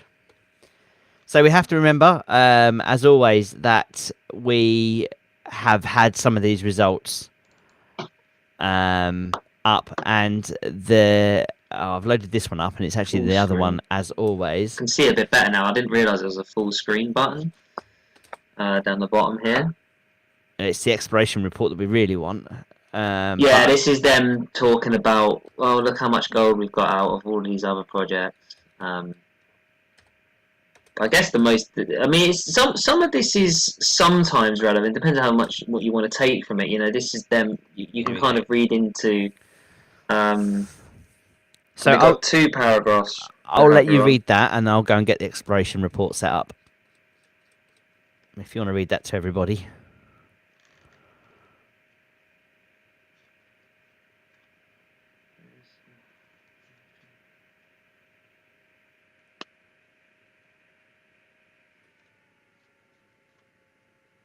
Yeah, they say the latest drilling results are included in its March 2023 quarterly exploration report, which was also released today.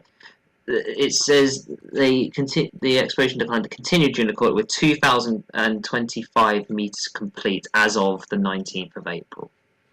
So somebody out there probably has a spreadsheet of all of the decline meters, so someone can probably work out how much that's advanced. And see if it's an improvement, if it's in line. My understanding is right now is that barring any crazy weather conditions, the actual ground it's in now is really good. So it should be motoring on. They did hit. There was a what's its face that they had to get through. Hydro. They hit some water, basically. Oh, okay. Yeah. But that's been forgotten about now. So I've got the quarterly exploration report. Yeah, if you zoom in a little bit, make it like 100%, I could probably view it a bit better. Which one's the exploration report? I think 9M. Yes, that one. Share.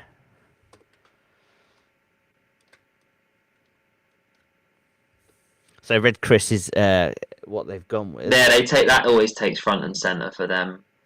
So we can skip beyond that. Full page. It's a I think red Chris is a porphyry deposit, so it always has, like, when you see those grades, it's always a bit lower. It's always a lot lower. So Havieron, results from growth drilling in the prior period continue to demonstrate the potential for incremental resource additions around the Eastern Breccia, Northern Breccia, and other higher grade mineralized pods. Newcrest Interim Chief Executive Officer Sherry says we continue to. I skim read that. She doesn't really. She's just waffling. Waffle settings. Belgian. She's a Belgian. It's waffle. Oh, done that one. As far as I'm aware.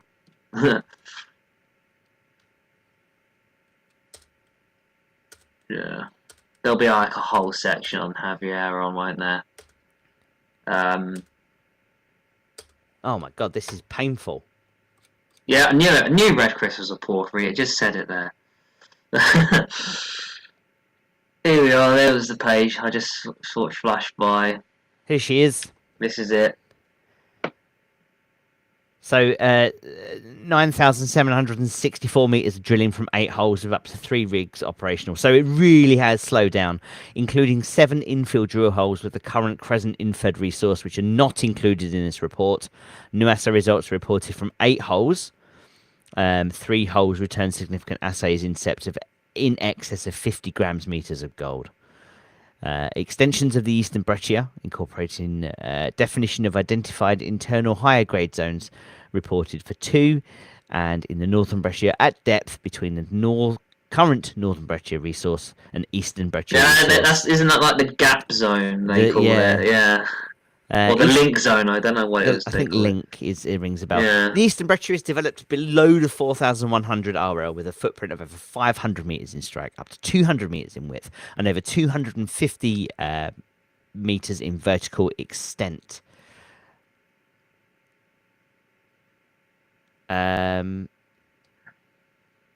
Within this zone, multiple northwest trending internal higher grade, greater than 1 gram per ton, sulfide dominated domains are observed. And a nice little, there's absolutely nothing going on here.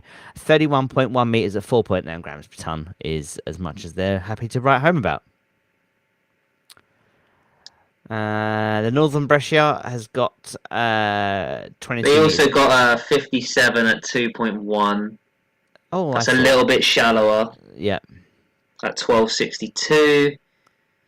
10 meters at 8.5 grams per ton. That's always worth a little. Yeah, that's 85 gram meters. And we've got, the Northern Breccia. That's a nice. The 22 at 8.1. Yeah.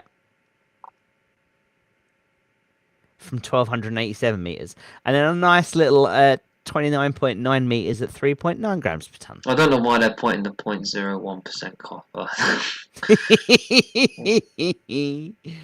That's like 100 part per million. Oh, and they've written off 169 and 170 being outside. Drilling. That's it. No way. Yeah, I think they're getting close to defining the extent, because they've done this a few times where they drill a bit outside, and they haven't managed to secure anything. So I think they are getting a little bit closer now to where they think the limits are. Mm. Not in terms of depth, but in terms of the acreage, which is fine. There had to be a limit somewhere. They might have done this before, but they're defining a calc silicate alteration. Yeah, they've said this for a long time. Okay. That is basically what the halo. That's a halo. That's the halo. So this whole zone is basically like calc silicate alteration. So it's gonna have there's a lot of minerals that go in that could be part of that. They never really. That is I mean, to be fair, it's where's that? Somewhere. I've got that book from that conference ages ago, and they do explain some of the minerals that go into that, but probably even still not all of them. It's a bit of a loose term, but basically the rocks are altered all in here. And then they've got the dolerite. What's funny? They've left out the diorites now. They don't show you in here where the northern breccia is, when Breitland released their stuff, they used to put the diorite in there. They don't put that anymore. A nice little 3D plan for you. Yeah. So that the Eastern Breccia could keep going a little bit. I think it like mushrooms out at the bottom of it. Bamps has always said a light bulb, hasn't he? Yeah. I think that's what it will do. My feeling is that you've got where the dike runs. If it extends down to that far, I don't know if it does. It might be the thing that sort of separates it from the rest of the units. It seems because it's always off at the side, and yet it still has a lot of. Well, the grade is in places as good as the southeast crescent, that's for sure. So it might have just sort of it was one interpretation. It was once attached, it moved away, or it's two separate ore bodies within the same. There's always a bit of debate on that, but either still, I do think the Eastern Breccia at depth is like really where you're going to see significant additions to the resource. I think the Northern Breccia still can add something, but I think the Eastern Breccia is really where the juicy parts are. So it's good to see them still digging down to those depths to test that, which is nice. What else have we got? Have we got anything else? Anything further down? They normally have lots of cross sections, don't they? They normally have. Like there's the one. plan view. Okay. And then they're into that useless Nevada project. Juri. Who cares? There's some Juri stuff. We've covered Juri though, haven't we? Yeah, they're just commenting, aren't they? So we now got to go through 100 pages of nonsense. Oh, the cross. Yeah, these are the cross sections. So there she is. Yeah, there's all of the intercepts. I mean, there's always some hidden ones in here that look quite nice that they choose not to. And you'll see there's a few pending, isn't there? There's a few assays pending. Here you are. Had 169, 170, no significant results. See, they're all way up the top. You look at they are. I mean, they have a scale bar here. What's the scale bar? Is that two? That's 200 meters. Yeah. So they've moved. I don't know. What's that? If you imagine putting that, that's nearly 400 meters away. Which actually is not that far. You're not even, you think it's a running track distance away up there. But you're not really. I mean, they are useful drill holes because they give, if they're unmineralized, if they're completely unmineralized, then you know what the background rock is. Yeah. Okay? So you can measure the composition of those. You can measure the composition of these. There's probably a big difference. So that in itself, you can use whole rock geochemistry to as a vector. There's minerals that might be different. There's all sorts of value that you can gain out. Just because it's barren, it doesn't necessarily have. It doesn't have any value in terms of what we care about. But for the geologists that are there, they might, I mean, this is the crazy part, isn't it? Like that. Look how small that mineral resource outline is. Yeah, that's what I mean. It's just so conservative. That was done on June the 22nd. Oh, sorry, June 2022, rather. We're coming up to a year since that. And that was the outside, so it's 18 months old, isn't it? Because they've got to have drilled it. Yeah, that's true. That's true. So it's definitely more than a year old. Then I mean, so they've got, the dolerite is. So which way are we? It normally tells you what way you're facing on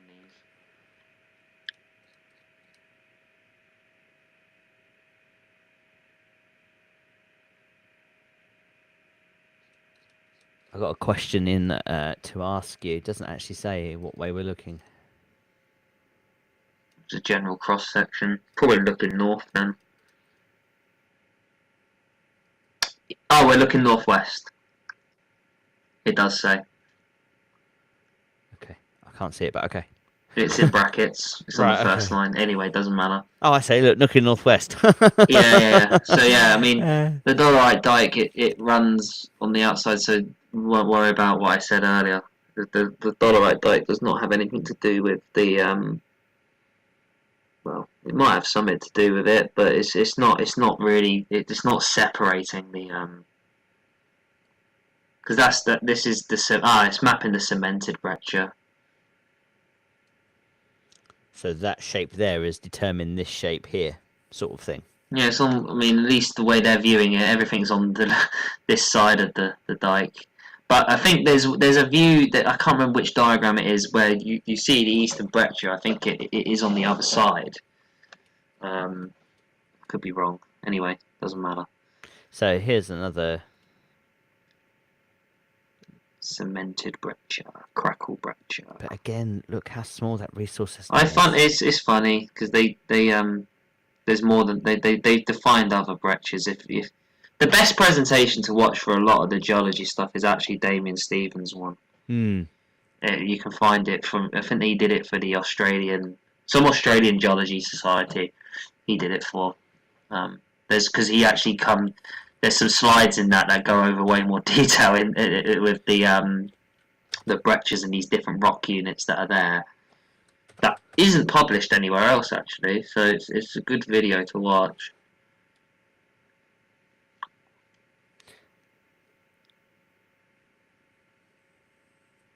That section is where the dike goes off to the north, says Bamps. Yeah, I was thinking because I swore there's a better image where the eastern breccia. I'm convinced it's on the other side of that dike. I'm convinced. Okay. And I was looking at that thing. Hang on a minute, it's on the outside. I think the trend is it's basically they draw it like that, but the actual trend is like going away.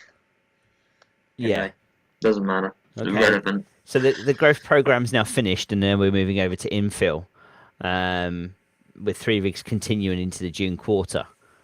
So a question from the floor. Stuart asks, please ask Magic to explain the cut-off grades. Why are some 30 grams per tonne and others minimal? What does cut-off grade mean, and who decides it? The chief geologist will probably decide it. The guy who writes, so it will likely be Damien that decides it, to be honest, because I think he's the competent person who is at the end of each of these reports. I think, certainly for the company, or if it's not Damien for Greatland, it will be whoever the chief geologist is.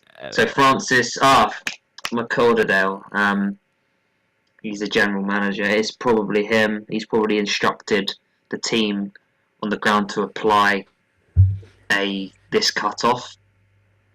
I suppose it's one way it's used is obviously to keep reporting the most important results. If you've got a particularly high grade interval, so yeah, you see you got 0.2 for a lot of these. Just full screen that. I've learned how to I've learned how to full screen now.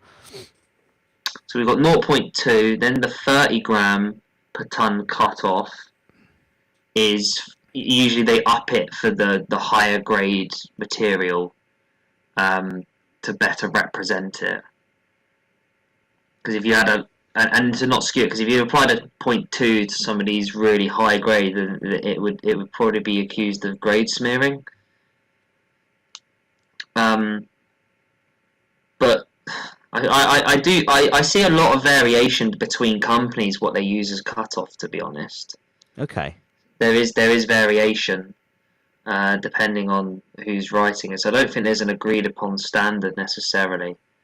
I guess if it was I'm just going to take, so in my work I've applied a cutoff to one of the bits of pieces that I've been doing, and it's just so that you get rid of basically data that would skew your result. Okay. So sometimes it can be used for that maybe. Right. But the higher, you'll notice that a lot of the time, yeah, the higher The higher cut-offs are for like the really good intercepts, and I think it's done so that they can better demonstrate the true value of it. But other than that, I don't really know too much. It's something I'm probably going to find out once I enter industry a little bit better. Because it might be me that has to decide the cut-off. That'll be nice. I'll just say, hey, loads of gold, mate. Don't worry about it. Yeah, but what's the cut-off rate? Yeah, just put loads of it. Don't need a figure. Lots. Don't need a figure. You know, it's just there. Do you not believe me? Just, yeah, the cut-off grade is just trust me. Any other questions there? Stuart Hines says we're wrong on the expansion of Havieron. Mitchell Services are on site for the deep stuff. They are the guys in yellow. I posted yesterday. Ooh. Newcrest telling us one thing, what's actually happening is a different thing. Not like them to do that. Not like them to do that. Crazy. Telling fibs? Never. So what about you? I mean, I don't think there's much more to say. We've covered Juri, we've covered Ruddall, we've covered Scallywag. Havieron gave There'll us... probably be a better. Honestly, I think Greatland will just take that announcement and they'll. I tend to think the Greatland announcements are much better. They seem to describe it a lot better, and I know they have an extra incentive to do that because obviously it's their main thing. But even still, it's I haven't really seen too much else. Yeah, it just looks, sort of pretty. It's just going as planned. It's not. There's no surprises. I just hope. I think to be honest, really, what people care about now is how quick that exploration decline is progressing. Basically, how quickly are we going mining is really what the key point is for Havieron. Yeah, and Bamps is very... I want to make sure I get the right words here, but basically, just because we hit the top of the ore body or 20 meters above the ore body doesn't mean to say that's it. We're going to start mining. There's a lot of infrastructure and, of course there is preparations going on, isn't there? So yeah, you've got to. There's building a mine. It's probably one of the most complex things to do. I think it's got to be safe. It's got to be efficient. You're digging down, hundreds of... Well, it's not... Because it might only be like 500 meters down, but you don't just dig straight down. You're digging kilometers around and around, and you have to have ventilation. You have to have the right machinery. You have to have a conveyor. All these other bits and pieces, all there, ready to make the operation run smoothly. But I think that's really what people care about, is like how quickly are we getting down there now? When are we going to start making some money? That's really what Havieron's about. The exploration, I think, is really where the excitement is, as it normally is, to be honest. I think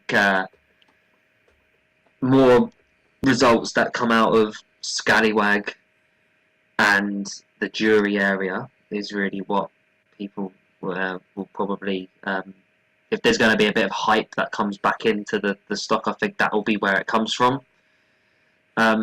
That's what God knows when we're going to get Ernest Giles off the ground as well. Yeah. I think that would be really nice if that could start getting some activity once they get, the permissions and whatnot. It seems to be taking forever.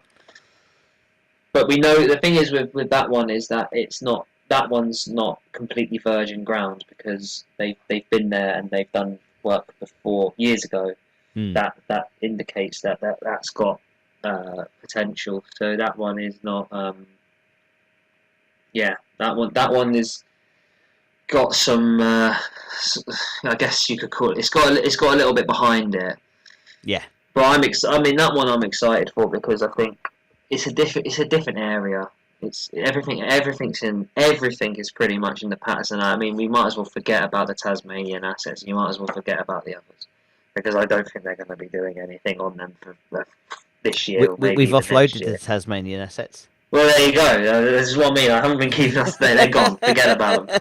And then I know they probably kept. Did they keep?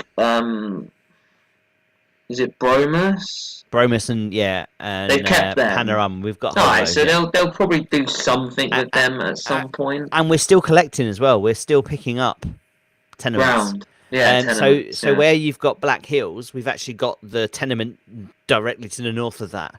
Okay, that's nice. And there's lots of Bamp's got very excited one afternoon with all the historical drill data. That's good. That's good. That's good to see. And I think they will eventually tackle those areas, but I think right now they should definitely their priority is Patterson, Ernest Jars. It's in the Yilgarn. It's a different area. That's normally if you're gonna go for gold, you go to the Yilgarn. Mm-hmm. So that obviously will take front and center when it gets the permissions. And as and when that, I mean, I would love. I don't know when that's going to happen. If it's late this year, then I'll have time to, because hopefully I'll have submitted by then, and then I can tackle that head on with some actual, maybe a presentation. Who knows? Because it would be nice to talk about that as an area. It's good. It's a very good piece of ground. So BRH4, where they found some stuff, is up here. Assume you can see that. Yeah, I can see that. And then A35 is a ways to the south, but it is all up in that northwestern corner. Yeah, it is. Yeah, of the tenement. And whereas if you go sort of like where they've got Blackbeard and all this business, that was the barren area. That's like where they didn't really get anything. Yeah, that's where they were. That's what we was all excited about. That's. Well, I think it just looked. It's because you had on the face of it, you had the bullseye target. You've got this sort of what looks to be some like folded feature here. Yeah, that's a fault line, isn't it? Yeah. So you had all the makings of it. It's just clearly didn't quite happen. And then there was nothing up here, was there? Well, is it fair to say nothing? Well, you know, we'll just say nothing. Where the Apollo area is. Yeah, there wasn't really not much about anything. Oh, yeah. That was where that was where again they did the seismic and they infer at depth there's a granite down here. Yeah. Somewhere. That was really what I took from that, and then they drilled some holes, didn't really go anywhere. And then it shows they are almost not a company. They are really quite flat. Run out of money, basically. That was what my dad told me that. He said that apparently they've got like only a few 100,000 in the bank or something. I was like, well, that's not really going to get you very far. No. Normally, what happens with companies like that, they'll get a change of ownership. They'll change their name and they might even move location. that can happen. Some companies they change names like 100 times. Yeah. So that might be one of those. I mean, it's not there. I'll give them their credit where it's due. Where they at least did put some holes there. They did do some work. Some companies they don't do any work. They just have tenements. They just have land, and they say, "Oh yeah, we're going to do this. We're going to do that." They never do. They may do a seismic survey and they say, "Oh yeah, we've got these targets," but they never work on it. And they sell them, or the owner does a raise on the market for about the billionth time. So Bamps has just sent me some messages. This is where it goes off to the north. You were asking where it goes off to the north? Yeah, that's the image. I see it, yeah. The arrow there north, so it is on the other side. It's down here. And runs through there. If you're hang on, let's come back to us. Got to remember I am there. That's us. If you're a Bruce Jack fan, 18 meters at 306 grams per ton, including 1 meter at 5,370 grams per ton. Yeah, that's nice. They bought that as a producing mine, didn't they? They pretty much bought that when it was already known about. Like that was quite a no-brainer for Newcrest to take that. Can't One, remember what type of deposit Bruce Jack is though. one What has is to it? assume that that's a nugget that they found. Oh yeah, Bruce Jack mine. What does it say? Newcrest. Did they even describe it? What is they? Oh, it's in BC. It's in British Columbia. I'll have to look into what type it is. Oh, hang on. It says here it's underlain by volcanosedimentary. Ah, here we are. It's a epithermal deposit. So that they normally sit above. Well, they don't normally, but they can sit above porphyries. Where you get porphyry deposits, you often get epithermals. So that's what it is. That's why you get the. So that again, it'll be very veiny. You might get a little bit of sort of just. Well, what they get is like what they call stockworks, which is just a lot of veins that kind of shoot up like that, and they just dig down and they'll just take out the chunks and. Yeah. Oh, wow, that's a lot of pins. Yes, so this has got this is what got Bamps very excited, and I managed to somehow, I can't even remember how. You imported all of the coordinates. Yeah, but using Excel, and I formatted it, and I got clever, and it did it all for me. I used well the done, website as you. well. So yeah, so all the previous drill holes are there, but this tenement that you can see hiding in the background. Hmm. Who done the drilling? Yes, good question. Some of it is Greatland's older stuff, because there was quite a lot of. It doesn't give me anything away. Bamps will tell me in a minute. He's doing pretty good at throwing me a message a minute or so after we talk about it. So at some point that answer will appear on my screen, undoubtedly. Well, they must have seen something, and again, like were these punched down to like only a few 100 meters? Yes, yeah, I think they're all RC drills. Okay, nice. Well, I mean, they must have found something in that drill hole data. In fact, these ones here are because of how they've been named. So these are Greatland holes. Yeah, the BHR Black Hills region. I'm assuming that stands for. And it's. What about the CBAs? That's not Callum Baxter hole, is it? So yeah, but we've also got a tenement here, and I'm pretty sure I've got that information as well. Bosh.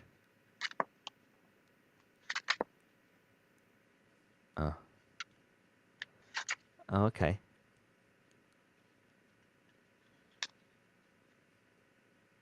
There's not much stuff there. Okay, fair enough. I'll stop. Okay. Well, I mean, they've got data there that they must have examined and gone, I wonder if it's worth. They're missing something, back. weren't they? All this information, and so there are a lot of gaps there. I mean, I know they've got lines going off in all different directions, but there are gaps around. Yeah. That they can go and infill. You know. I rate it. I think if you can get more land and it's cheap and it's got some data there that you can go off, then why not do it? You know the region better than pretty much anybody else. It's a no-brainer to take more land, I think. And the thing is, like, Greatland do the work. I mean, there's companies out there. They grab. If you see, I often think if you see a company that's got like 10 plus projects on their portfolio, and they're not really advancing any of them meaningfully. Yeah, that screams of a lifestyle company, I think, because inevitably they'll do a raise. Yes. Because basically they need to have the money to just upkeep those tenements. Yeah. that's what they don't tell you. It costs money to basically have them. So So this is the extra bit we've got now. Oh, that sits up to the north and still sits in that trend in. There's stuff in there. There is some. I mean, I don't have it on here to show you, but there is some stuff in there that might be worth a look. Yeah, I think I don't see why not.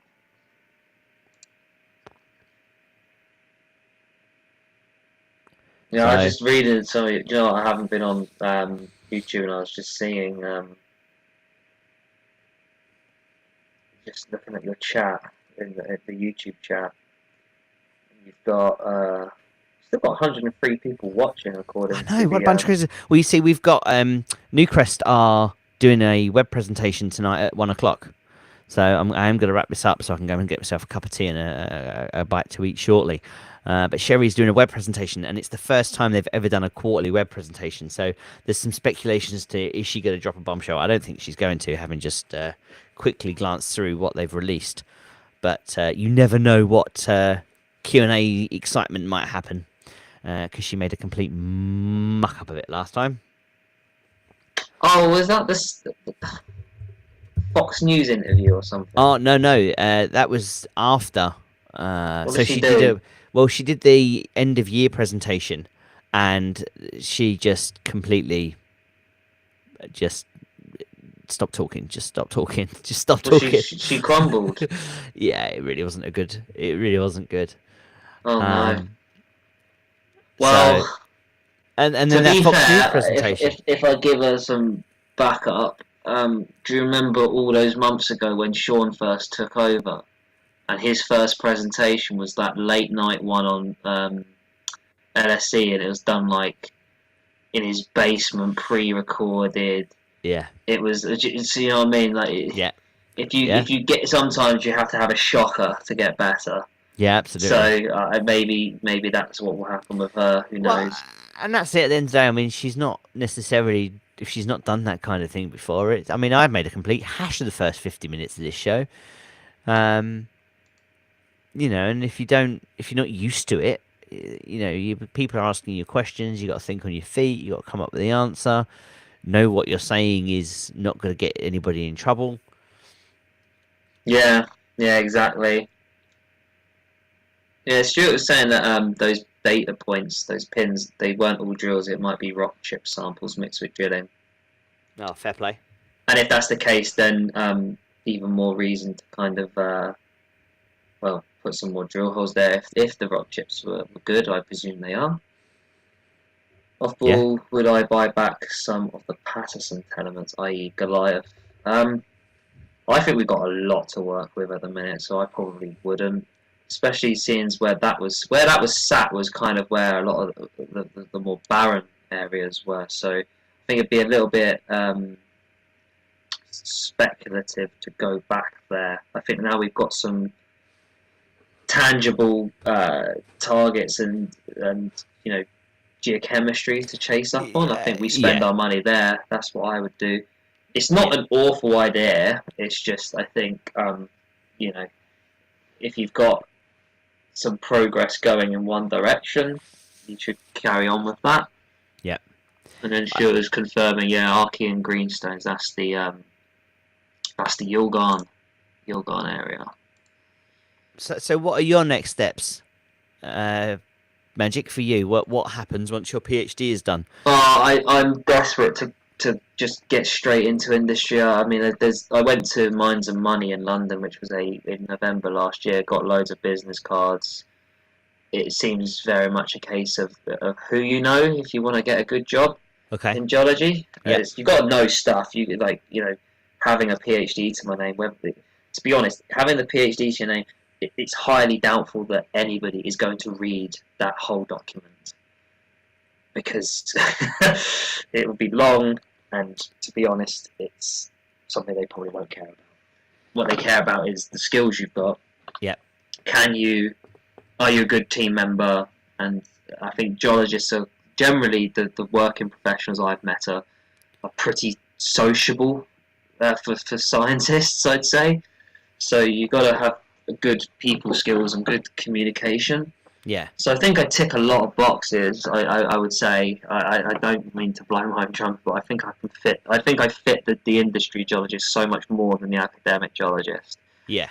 I love the academic curiosity, but I can do that in an industrial setting, and would love it actually if I worked on a project and could supervise a student. in uni and give them the material and guide them where they need to go. Like Yeah. I could definitely do that. So my goal is either go and work for a company. I mean, Australia is the obvious place to go, or go and do like a consultancy job, which you've got a few different ones in the UK. You've got SRK, and you've got Ruddall Armstrong and a few others. Mm-hmm. All of which would be excellent to work for. Ruddall Armstrong, I think would be. I did have some encouraging chats with about Minds and Money. So, but that would see me move to Cornwall. That would see me move to Truro, Nice. which would be a lovely place place to go, Cornwall, but a bit out of the way. But I'm not. Yeah. To be honest, I've moved quite a bit. I don't really care about that too much. Yeah. But I need to get into industry And start flushing out that CV of yours. Getting Yeah. that, I mean, the ideal situation would be go to Australia. Ernest Giles is kicking up, and I go and work on that. yeah, and just sort of go and earn your stripes, as it were. Well, yeah. I mean, the thing is as well with Ernest Giles, I did my master's project on the Yilgarn, like at least a part of it. So it would. I know the area quite well. Yeah. And so it would be a no-brainer for me to go and work there. But it just depends. Like, we'll have to see where it goes. I need to submit first. I need to get the PhD done. Okay. And is that then sort of someone's going to sit and read it and review it, or is it reviewed by peers? Yeah, or... you submit it. Your supervisor will have read a good chunk of it before you submit. Okay. Then you basically have I think an internal examiner and an external examiner, maybe one other person, maybe what we call the panel chair in the room. I can't remember how it works, and they just quiz you. And okay. generally speaking, I think if you prepare quite well for your the what they call the Viva, then you tend to pass. Usually with corrections, they tell you to improve bits. Okay. And you just, once you've corrected those things, and you apply them to your work, you fully submit and publish it. That's generally the process. So I'm just trying to get to the point where I feel like my thesis is good enough and is ready enough to submit. Awesome. So that's the goal. And then did we call you Dr. Magic Trades? That would be, hopefully, yes. That would be good. I can't wait for that. I can't wait until I get this. It's, in many ways, it'll be freedom. How long has it taken you, mate? If I've got my deadlines correct in my head, by the time I finish the submission, examination, blah, blah, blah, 4 years. Wow. But the reality is it was more like 3 because the whole year of the pandemic took away from me. Yeah. That's really what I mean. I've tried to give, it's a bit of like the pandemic spoiled it in so many ways, but I wonder what it would have been like without that there, how much better my work would have been. But I try not to dwell on these things too much now. Just want to get my work done. And to be fair, I have good days and I have my bad days. Today was probably a good day, I would say. I was making some good progress on my work. Tomorrow I'm hoping I'm going to the museum in London to get some answers to things. So that should also be quite helpful when I can, edit the various bits of my work. So yeah, it's super. That's the way we're going. We wish you the best of luck with that. I'm going to wrap the show up now because my bladder isn't quite. Yeah, you do that, mate. I'm going to go to bed soon, so. And I'm going to enjoy Sherry and listen to what she has to say. And I wish you all the best. Check in with us at some point. Let us know how you're getting on with that PhD. Because we're rooting for you, bud. No, I really feel that. It's really nice to have that support as well. So I appreciate that, and I look forward to doing another one of these. Absolutely.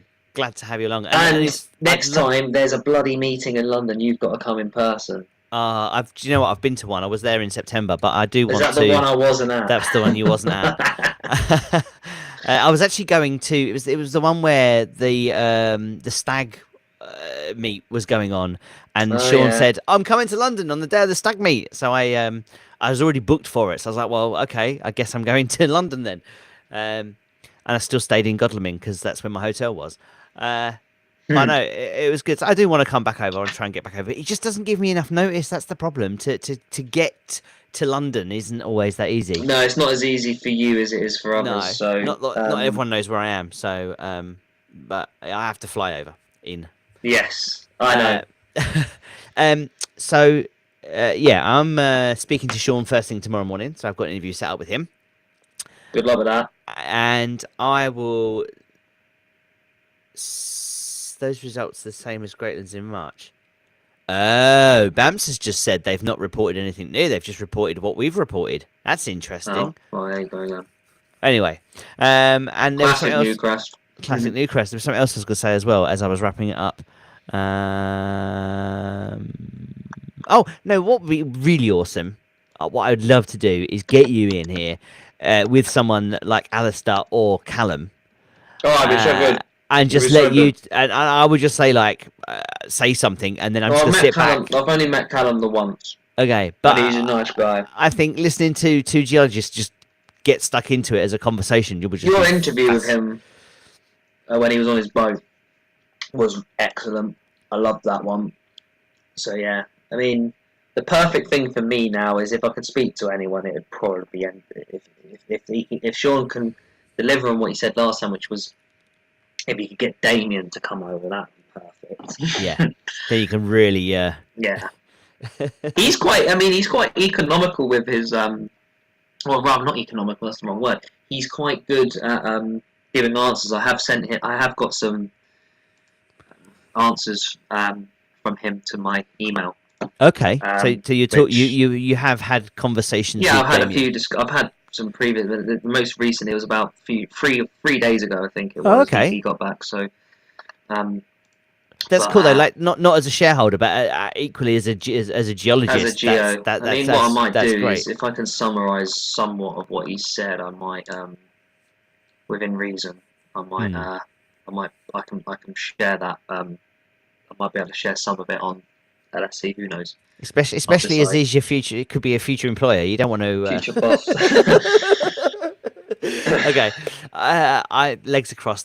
Magic, thank you so much. Everybody that's still here, still watching, thank you so much. I'm not sure we have too many of these left. If Newcrest go, well, like that could be the end of our evening GGPHelp TV lives. We'll have to come up with something else. But yeah, Magic, you take care. Everybody else, thank you so much. I will speak to you all again very soon. And I've got a thanks for watching thingy somewhere. There it is. I'm going to transition now. 3, 2, 1. Enjoy the rest of your evening. Good night.